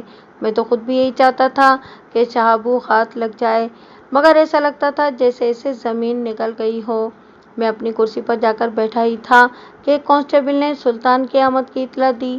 میں نے اسے فوراً اندر بلا لیا۔ وہ میرے سامنے بیٹھ چکا تو میں نے پوچھا، کیا بات ہے سلطان؟ بہت پرجوش نظر آ رہے ہو۔ ایک اہم اطلاع لے کر آیا ہوں حضور، وہ اپنے مخصوص انداز میں بولا۔ کیسی اطلاع؟ میں ہمتاً گوش ہو گیا۔ شہابو کا سراغ لگا لیا ہے میں نے۔ میں اچھل پڑا۔ کہاں ہے؟ میں نے جلدی سے کہا۔ تم نے اسے کہاں دیکھا ہے؟ میں نے اسے اپنی آنکھوں سے نہیں دیکھا سرکار، اس نے بتایا، بلکہ میرے ایک خاص آدمی نے مجھے خبر دی ہے کہ شہابو چودھری حشمت علی کی حویلی میں روپوش ہے۔ چودھری حشمت علی کی حویلی؟ جی سرکار، میں نے الجھن آمیز لہجے میں دریافت کیا۔ مگر وہ وہاں کیوں روپوش ہے؟ ان چودھریوں اور بڑے زمینداروں کا سارا کاروبار انہی لٹیروں، بدمعاش قسم کے لوگوں اور قاتلوں کے بل بوتے پر چلتا ہے۔ مصیبت کے وقت شہابو جیسے لوگ اپنے پشت پناہوں کی حویلیوں ہی میں پناہ ڈھونڈتے ہیں۔ پولیس کو شہابو کی تلاش ہے اور شہابو پولیس کی آنکھوں میں دھول جھونکتا پھر رہا ہے۔ میں نے کہا، سوچ لو سلطان، کوئی گڑبڑ نہ ہو جائے۔ چودھری حشمت کوئی عام آدمی نہیں ہے کہ ہم دندناتے ہوئے اس کے گھر میں داخل ہو جائیں گے۔ مجھے اس کی حویلی کی تلاشی لینے کے لیے خصوصی تیاری کرنا پڑے گی، کہیں تمہارے مخبر کی اطلاع غلط ثابت نہ ہو جائے۔ سوال ہی پیدا نہیں ہوتا جناب، وہ پروسوک لہجے میں بولا۔ میرا مخبر ناقص اطلاع نہیں دے سکتا، اس نے خود شہابو کو حویلی میں دیکھا ہے۔ ملک صاحب، ایک بات واضح کر دوں کہ میرا آدمی اندر ہی کا شخص ہے۔ وہ چودھری حشمت علی کی حویلی میں ایک ملازم کی حیثیت سے کام کرتا ہے۔ ٹھیک ہے، اب میں دیکھ لوں گا شہابو کو اور اس کے پشت پناہ کو، میں نے ایک فیصلے پر پہنچتے ہوئے کہا۔ تم اب جا سکتے ہو۔ حضور، میرا انعام؟ وہ ہونٹوں پر مسکراہٹ سجاتے ہوئے بولا۔ وہ تمہیں ضرور ملے گا۔ میں نے جلدی سے کہا، پہلے مجھے شہابو کو گرفتار تو کر لینے دو۔ جیسے آپ کی مرضی سرکار۔ سلطان مجھے سلام کرنے کے بعد وہاں سے رخصت ہو گیا۔ اس کے رخصت ہونے کے بعد میں نے گھڑی میں وقت دیکھا تو مجھے مایوسی ہوئی۔ اس وقت دن کا 1 بج رہا تھا۔ میں یہ چاہتا تھا کہ آج ہی جا کر عدالت سے چودھری حشمت علی کی حویلی میں کارروائی کا اجازت نامہ لے آؤں، مگر مجھے یقین تھا کہ عدالت تک پہنچتے پہنچتے اس کا وقت ختم ہو جائے گا اور مجھے خالی ہاتھ واپس آنا پڑے گا۔ میں نے مایوسی کو خود پر طاری نہیں ہونے دیا اور SI محمد اعجاز کو اپنے کمرے میں بلا کر دیگر ضروری انتظامات کرنے لگا۔ چودھری کی حویلی پر چھاپہ مارنے کے لیے ہم نے کوئی درجن بھر آدمیوں کا انتخاب کر لیا جو سادہ لباس میں حویلی کو چاروں طرف سے گھیرے رہتے۔ حویلی کے اندر کارروائی کے لیے صرف مجھے اور محمد اعجاز ہی کو گھسنا تھا۔ اگلے روز صبح میں نے جا کر عدالت سے سرچ وارنٹ حاصل کر لیا۔ پھر میں اور اعجاز چودھری حشمت علی کی حویلی کی جانب روانہ ہو گئے۔ سادہ لباس جوانوں کو ہم نے 1 گھنٹہ پہلے ہی بھیج دیا تھا اور وہ پوری تیاری کے ساتھ حویلی کے چاروں طرف موجود تھے۔ یہ انتظامات میں نے اس لیے کیے تھے کہ اگر شہابو نے کسی خفیہ راستے سے حویلی سے فرار ہونے کی کوشش کی تو اس کی اس کوشش کو ناکام بنایا جا سکے۔ ہم اس وقت وردی میں تھے۔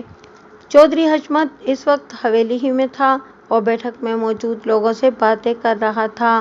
میری آمد پر اسے ذرا سی بھی پریشانی نہیں ہوئی۔ اس نے خوش دلی سے ہمارا استقبال کیا، ہمیں بیٹھنے کے لیے کہا اور ہماری آمد کا مقصد پوچھا۔ میں نے چھوٹتے ہی کہا، ہم یہاں بیٹھنے کے لیے نہیں آئے ہیں، شہابو کو ہمارے حوالے کر دو۔ शाहबू का नाम सुनकर उसके चेहरे पर एक लम्हे के लिए तगय्युर नमूदार हुआ, मगर दूसरे ही लम्हे वो चेहरे के तासुरात पर काबू पाकर बोला, मलिक साहब, आप तशरीफ तो रखें, ज़रा हमें खिदमत का मौका तो दें। मैंने खड़े खड़े कहा, चौधरी साहब, हम यहाँ आपकी खिदमतें करवाने नहीं आए, शाहबू को लेने आए हैं। यहाँ आप खामखा हमारा वक्त ज़ाया न करें। मेरे अंदाज ने उसे तकलीफ तो बहुत पहुँचाई थी, मगर वो जब्त करके बोला, आप बैठें तो जनाब। मैंने बदस्तूर खुश्क लहजे में कहा, चौधरी साहब, आप कानूनी मामलात में रुकावट डालने की कोशिश कर रहे हैं। वो भरी बैठक में अपनी तौहीन के एहसास से तिलमिला कर रह गया था। वो कोई आम आदमी नहीं था जो पुलिस वालों के रौब में आ जाता, मगर मैं भी इन पुलिस वालों में से नहीं था जो चौधरियों के रौब में आ जाते हैं। अचानक चौधरी के तेवर बिगड़ गए।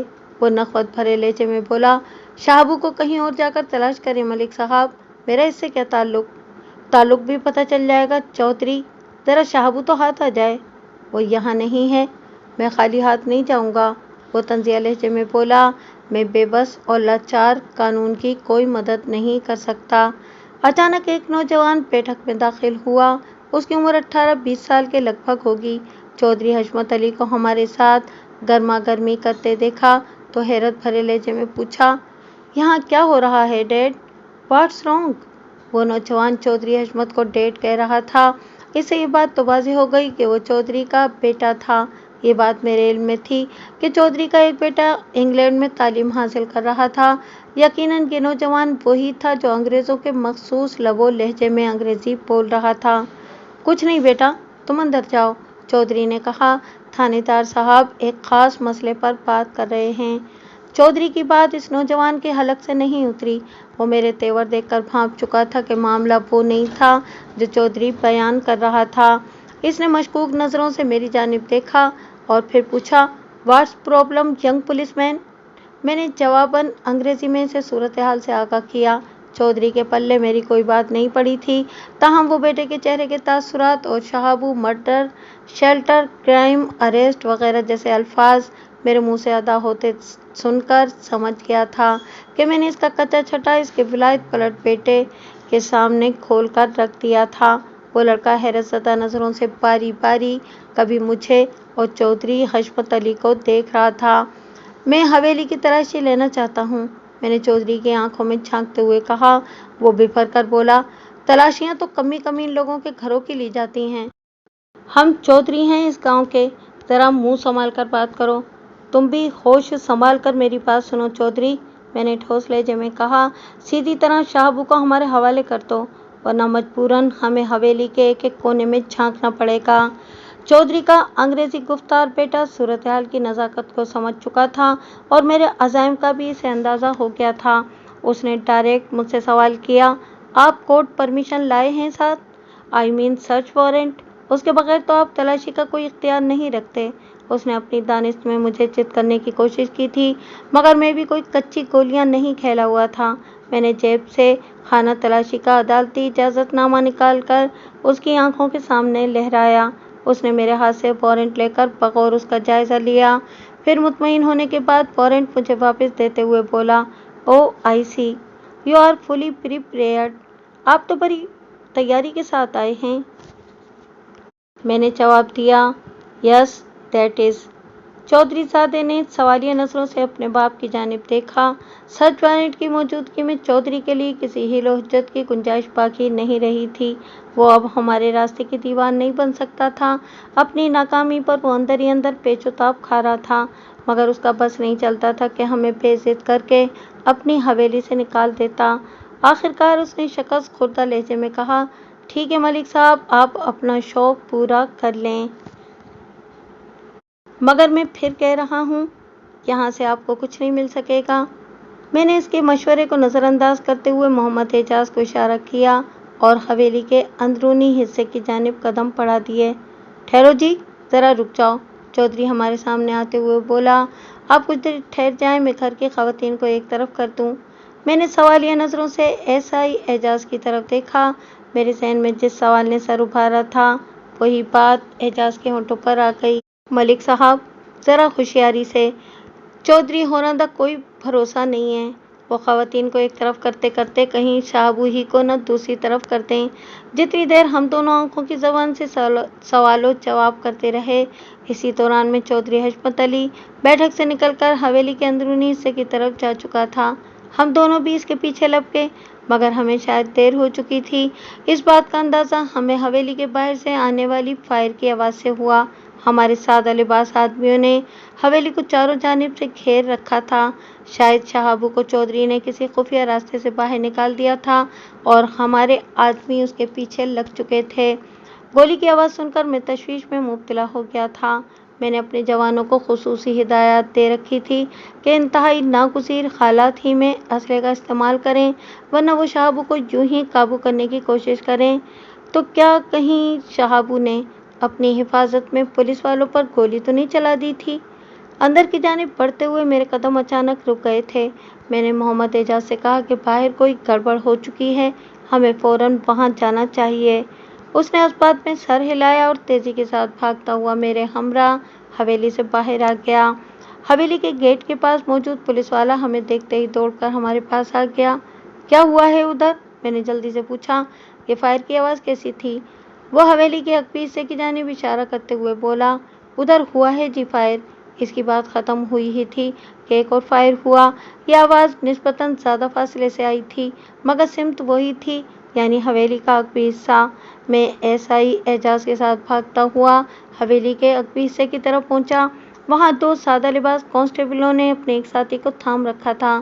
جس سپاہی کو انہوں نے سہارا دے رکھا تھا اس کا بازو شدید زخمی تھا اور وہاں سے خون بھل بھل نکل رہا تھا۔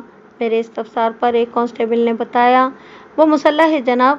اس کا اشارہ مفرور شہابو کی طرف تھا۔ وہ جیسے ہی حویلی کے پچھلے حصے سے برآمد ہوا، ہم نے اسے قابو کرنے کی کوشش کی۔ منظور علی تو تقریباً اس کے سر پر پہنچ چکا تھا۔ اس مردود نے آؤ دکھا نہ تاؤ فوراً منظور پر فائر کر دیا۔ جب تک ہم دونوں اپنے ہتھیار برآمد کرتے، شہابو نے کھیتوں کی جانب دوڑ لگا دی۔ باقی لوگ کہاں ہیں؟ فائرنگ کی آواز سن کر سب اسی طرف چلے آئے تھے، اس نے بتایا۔ بس ہم دو ہی یہاں ہیں، وہ تمام لوگ شہابو کے تعاقب میں گئے ہیں۔ ہم زخمی منظور کے پاس رک گئے تھے۔ تم اسے فوراً ہاسپٹل لے کے جاؤ، میں نے تحقیرانہ لہجے میں کہا۔ ہری اپ۔ اوکے سر، انہوں نے بیک زبان کہا اور زخمی سپاہی منظور کو ٹانگے میں ڈال کر شہر کی جانب روانہ ہو گئے۔ کھیتوں کی جانب سے ایک اور فائر کی آواز آئی۔ ہم نے کھیتوں کی طرف دوڑ لگا دی۔ میں نے دیکھا کہ مسلح پولیس فورس مکئی کے کھیتوں میں داخل ہو رہی تھی۔ میں نے چیخ کر انہیں ایسا کرنے سے روک دیا۔ ٹھہر جاؤ، کوئی کھیت کے اندر نہ جائے، بلکہ اس کھیت کو چاروں طرف سے گھیر لو۔ شہابو کے فرار کے تمام راستے مسدود کر دو۔ وہ تمام جوان رک گئے۔ اتنی دیر میں ہم بھی وہاں پہنچ گئے۔ میرے حکم کے مطابق انہوں نے جلدی سے پورے کھیت کو اپنے نرغے میں لے لیا۔ کھیت زیادہ بڑا نہیں تھا۔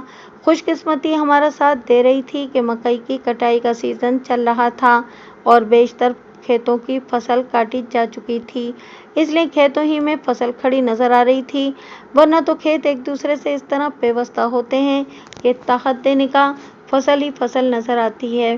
ایسی صورت میں آدم قد فصل کے اندر گھس کر کسی کو تلاش کرنا ایک دشوار کام ہوتا ہے، مگر خیریت گزری کہ دو چار کھیتوں میں مکئی کی فصل باقی رہ گئی تھی۔ اسی حصے کو پولیس کے مسلح جوانوں نے گھیر لیا۔ میں نے ایک کانسٹیبل سے پوچھا، وہ ہمارے نزدیک کی پوزیشن سنبھالے چوکنا کھڑا تھا، شہابو کو ان کھیتوں میں گھستے ہوئے تم نے دیکھا تھا؟ جی ملک صاحب، وہ میری نظروں کے سامنے اندر گھسا تھا۔ اس نے بتایا کہ وہ زخمی ہے، ایک سپاہی کی گولی نے اسے لنگڑا بنا دیا ہے۔ یہ ایک اطمینان بخش بات تھی۔ زخمی ہونے کی صورت میں شہابو زیادہ اچھل کود نہیں مچا سکتا تھا۔ میں نے پوچھا کہ پولیس کے جوانوں کو تو کوئی نقصان نہیں پہنچا؟ منظور کے بازو میں گولی لگی ہے۔ منظور پڑت جیدار نکلا جناب، وہ اپنی جان پر کھیل گیا تھا۔ میں نے اور اعجاز نے دو مختلف سمتوں سے کھیتوں کا بیرونی چکر لگانے کا فیصلہ کیا۔ مقصد صرف یہ معلوم کرنا تھا کہ شہابو ابھی تک انہی کھیتوں کے اندر روپوش تھا یا کسی سپاہی نے اسے کسی جانب سے نکلتے ہوئے دیکھا تھا۔ کھیتوں کا بیرونی راؤنڈ لگاتے ہوئے ہم پھر آمنے سامنے تھے۔ ہماری رپورٹ کے مطابق شہابو کھیتوں کے اندر ہی کہیں دبکا بیٹھا تھا۔ ایس آئی اعجاز نے کہا، ملک صاحب، جوانوں کو کھیت میں داخل ہونے کا حکم دے دیں، شہابو زیادہ دیر چھپا نہیں رہ سکے گا، یہ بہت خطرناک ہوگا۔ میں نے کہا، شہابو کی جانب سے آنے والی کوئی بھی اندھی گولی کسی بھی ساتھی کی زندگی چاٹ لے گی۔ फिर क्या करें? वो पुरतशवीश लहजे में बोला, इसको बाहर भी तो निकालना है। हाँ, ये बहुत ज़रूरी है। मेरे पास एक तजवीज़ और है, एजाज ने कुछ सोचते हुए कहा। वो क्या? उसने बताया कि हम बाआवाज़ बुलंद के ऐलान करते हैं कि शहाब अली, तुम्हें चारों तरफ से घेर लिया गया है। खुद को कानून के हवाले कर दो, वरना जान से जाओगे। हम 10 तक गिनती गिन रहे हैं। गिनती ख़त्म होने से पहले पहले बाहर निकल आओ, वरना तुम्हारी ज़िंदगी की ज़मानत नहीं दी जाती। तुम्हें गोलियों से भून दिया जाएगा। अगर तुम बिल इरादा खुद को पुलिस के हवाले कर दोगे तो तुम्हारे साथ खुसूसी रियायत की जाएगी। अपनी बात ख़त्म करने के बाद उसने कहा, इस किस्म की तरकीब देकर इसे खेतों से बाहर लाया जा सकता है। तजवीज़ तो तुम्हारी मुनासिब मालूम होती है, मैंने सर हिलाकर कहा, मगर मुझे उम्मीद नहीं कि इसके सूदमंद नताइज बरामद होंगे। फिर भी ट्राई करने में क्या हर्ज है? कोई हर्ज नहीं था, इसलिए मैंने इजाज़त दे दी। बुलंद आवाज़ में बोलने वाले एक सिपाही से यही ऐलान मिनोअन करवाया गया। फिर इस ऐलान को वक्फे वक्फे से कई बार दोहराया गया, मगर मेरी तवक्को के मुताबिक कोई फ़ायदा न हुआ। हम खेतों के बाहर इंतज़ार की घड़ियां गिनते रहे और शाबू के कान पर जूं तक न रेंगी। मैंने सवालिया नज़रों से एसआई एजाज की तरफ देखा। उसने जल्दी से कहा, अब क्या करें मलिक साहब? एक तजवीज़ मेरे पास भी है, मैंने संजीदा लहजे में कहा, और मुझे यकीन है कि वो नहायत ही मौसर साबित होगी। मैं एसआई एजाज का अफसर था, मेरे पास इससे ज़्यादा इख्तियारात थे। मैं कोई भी कदम उठाने से पहले इससे इजाज़त लेने या इससे मशवरा करने का पाबंद नहीं था, लेकिन मैंने अपने मातहतों के साथ हमेशा दोस्ताना रवैया रखा था और ज़रा सी बात में इनसे सुलह मशवरा ले लिया करता था। मेरा तजुर्बा था कि इस तरह एतमाद की फ़ज़ा में ज़्यादा बेहतर काम हो सकता था। मोहम्मद एजाज ने मेरी बात सुनते ही फ़ौरन सवाल किया, आपकी तजवीज़ क्या है मलिक साहब? खेतों में आग लगा दी जाए? वो भौंचक्का रह गया। मगर इस तरह तो बहुत नुकसान हो जाएगा। एक कातिल, चोर और डकैत को गिरफ्तार करने के लिए इतना नुकसान तो किया जा सकता है। मैंने कहा, जब खेत धड़ाधड़ चल रहे होंगे तो शाबू के पास गिरफ्तारी देने के सिवा कोई चारा नहीं रहेगा। बात तो आपकी दिल को लगती है। बस तो फिर ठीक है, मैंने कहा, और ये काम हम दोनों ही करेंगे। तुम्हारे पास माचिस तो होगी? जी मलिक साहब। उसने माचिस निकाल कर मेरी तरफ बढ़ा दी। कभी कभी सिगरेट नोशी की आदत भी बाइस रहमत हो जाती है, मैंने सादगी से कहा। वो झेंप गया। मोहम्मद एजाज सिगरेट तो पीता था, मगर मेरे सामने नहीं। वो मेरा एहतराम करता था और मुझे अपना बुजुर्ग समझता था। मैं भी इसे अपनी औलाद की जगह देखता था। मैंने इसकी खिफ़्फ़त मिटाने के लिए कहा, चलो एक तरफ से तुम शुरू हो जाओ, दूसरी तरफ से मैं काम शुरू करता हूँ। मैंने माचिस खोलकर उसकी आधी तीलियाँ इसकी जानिब बढ़ा दी, फिर डबिया को भी 2 हिस्सों में इस तरह फाड़ दिया कि मसाले वाला एक एक हिस्सा हम दोनों ने ले लिया। चारों तरफ से आग लगनी चाहिए, ज़रा एहतियात से। कुदरत पूरी तरह हमारा साथ देने के लिए तैयार थी। इस वक्त हवा बिल्कुल बंद थी, वरना खुली जगह पर आग जलाना मुश्किल हो जाता। हम आग लगाते हुए जहाँ जहाँ से गुजर रहे थे, वहाँ पर मौजूद पुलिस एहलकारों को अपने मंसूबे से आगाह भी करते जा रहे थे। देखते ही देखते मकई के खेतों ने चारों तरफ से आग पकड़ ली। आग का फैलाव बड़ी तेज़ रफ्तारी से खेतों के अंदरूनी हिस्से की जानिब बढ़ता जा रहा था। मकई के तैयार पौधे धड़-धड़ जल रहे थे। धुएं के बादल आसमान की तरफ उठ रहे थे, मगर शाहबू की जानिब से कोई रद्द-ए-अमल ज़ाहिर नहीं हो रहा था। एक लम्हे को तो मुझे शक गुजरा कि शाहबू सिरे से इन खेतों में मौजूद ही नहीं है, मगर इसी वक्त मेरे कानों में इसकी चीखती हुई आवाज़ आई, मैं आ रहा हूँ, मुझे जिंदा मत जलाओ, मैं खुद को कानून के हवाले कर रहा हूँ, खुदारा इस आग पर काबू पा लो। इसके बाद की कहानी कुछ ज़्यादा पेचीदा नहीं। शाहबू को आईनी जेवर पहना दिया गया। जब हम उसे गिरफ्तार करके हवेली के पास से गुजरे तो चौधरी हशमत अली ने उसे बचाने की आखिरी कोशिश की। मलिक साहब, अभी कुछ नहीं बिगड़ा है, घर की बात घर ही में रहने दें, मुझसे मुका कर लें। मैंने उसकी आंखों में देखते हुए फखरिया लहजे में कहा, चौधरी, मैंने कहा था ना, क्या खाली हाथ वापस नहीं जाऊंगा? मैं तुम्हारी मुंह मांगी रकम अदा करने को तैयार हूँ। उसने मुझे खुल्लम खुल्ला रिश्वत पेश करने की कोशिश करते हुए कहा, शाहबू को छोड़ दो, तुम अपनी रकम को अदालत में खर्च करना चौधरी, ये तो अब छूटने वाला नहीं। तुम मुझसे दुश्मनी डालकर अच्छा नहीं कर रहे हो थानेदार, इसने धमकी आमेज लहजे में कहा। मेरी पहुंच बहुत ऊपर तक है, मैं तुम्हारा तबादला भी करवा सकता हूँ। ये गीदड़ भभकियाँ किसी और को देना, मैं तुम्हारे रोब में आने वाला नहीं हूँ। तुम्हारे जैसे 2-4 चौधरी तो मेरी जेब में रखे रहते हैं। मेरे तर्ज तखातुब ने इसकी अना को बुरी तरह मजरूह किया था। वो बोला तो इसके मुंह से कफ जारी था, मैं तुम्हें देख लूँगा। तेल देखो और तेल की धार देखो। मैंने चोट की और कुछ नज़र ना आए तो अपने यार को देखो। मैंने शाहबू की जानिब इशारा किया। चौधरी तिल मिलाकर रह गया। बेबसी इसकी एक एक हरकत से फूटी पड़ रही थी। एजाज ने शाहबू को धक्का देते हुए कहा, अब भूल जा अपने मामे को, कुछ हमें भी तो मेहमान नवाजी का मौका दे। बहुत दिन तक हवेली में छुप छुप कर खातरें करा ली। जब हम थाने पहुंचे तो शाम के 5 बज रहे थे। मैंने शाहबू को 2 हट्टे कट्टे कांस्टेबलों के हवाले किया और कहा कि इसे सारी रात जगाओ, एक लम्हे के लिए भी सोने नहीं देना और वक्फे वक्फे से इसका मिजाज भी पूछते रहो। मैं सुबह से मुलाकात करूंगा। वो शाहबू को लेकर चले गए। जख्मी मंजूर अस्पताल से वापस आ चुका था। गोली ने इसके बाजू को ज्यादा नुकसान नहीं पहुंचाया था। हड्डी मजरूह होने से बच गई थी। गोली खाल को चीरती हुई निकल गई थी और इसकी हालत खतरे से बाहर थी। मैंने 2 कांस्टेबलों के साथ उसे घर भेज दिया और भरपूर आराम करने की ताकीद की। मैंने दिल में फैसला किया था कि मंजूर को बहादुरी के इस मुजाहरे पर कोई इनाम दिलवाने की ज़रूर कोशिश करूँगा। पुलिस की 2 रोज़ा मेहमान नवाजी ही से शाहबू का दिल भर गया और उसने अपने तमाम अगले पिछले जुराइम का इकबाल किया। मेहमान नवाजी से आपका जो दिल चाहे मतलब निकाल लें, मार कुट, फेंटी, ताउनी, दुर्गत, तशद्दुद और जो जी चाहे, मगर हमारी लैंग्वेज में ये पूछगछ ही कहलाएगी और हम इसके लिए मजबूर होते हैं। जैसे जैसे आदि मुजरिमों से शब रोज़ हमारा वास्ता पड़ता जा रहा है तो हम जान गए हैं कि ये इनकी फेवरेट डिशें हैं। वो इन्हें लजीज डिशों के तुफैल अपनी ज़बान खोलने पर तैयार होते हैं, वरना क्या इन्हें पागल कुत्ते ने काटा है जो जुर्म करने के बाद फ़ौरन थाने हाजिर हो जाएं और दस्त बस्ता आकर अर्ज़ करें, थानेदार साहब हमसे फला फला खता हो गई है, आप बराए मेहरबानी हमें गिरफ्तार करके अपनी मेज़बानी का शर्फ बख्शें, अल्लाह आपका भला करेगा। शाहबू ने जो इकबाली बयान दिया इसका खुलासा ये है। वो तवील अरसे से चौधरी हशमत के इशारों पर नाच रहा था। दंगा फसाद, चोरी डकैती और इसी नौइयत के दूसरे जुराइम उसका ओढ़ना बिछोना थे।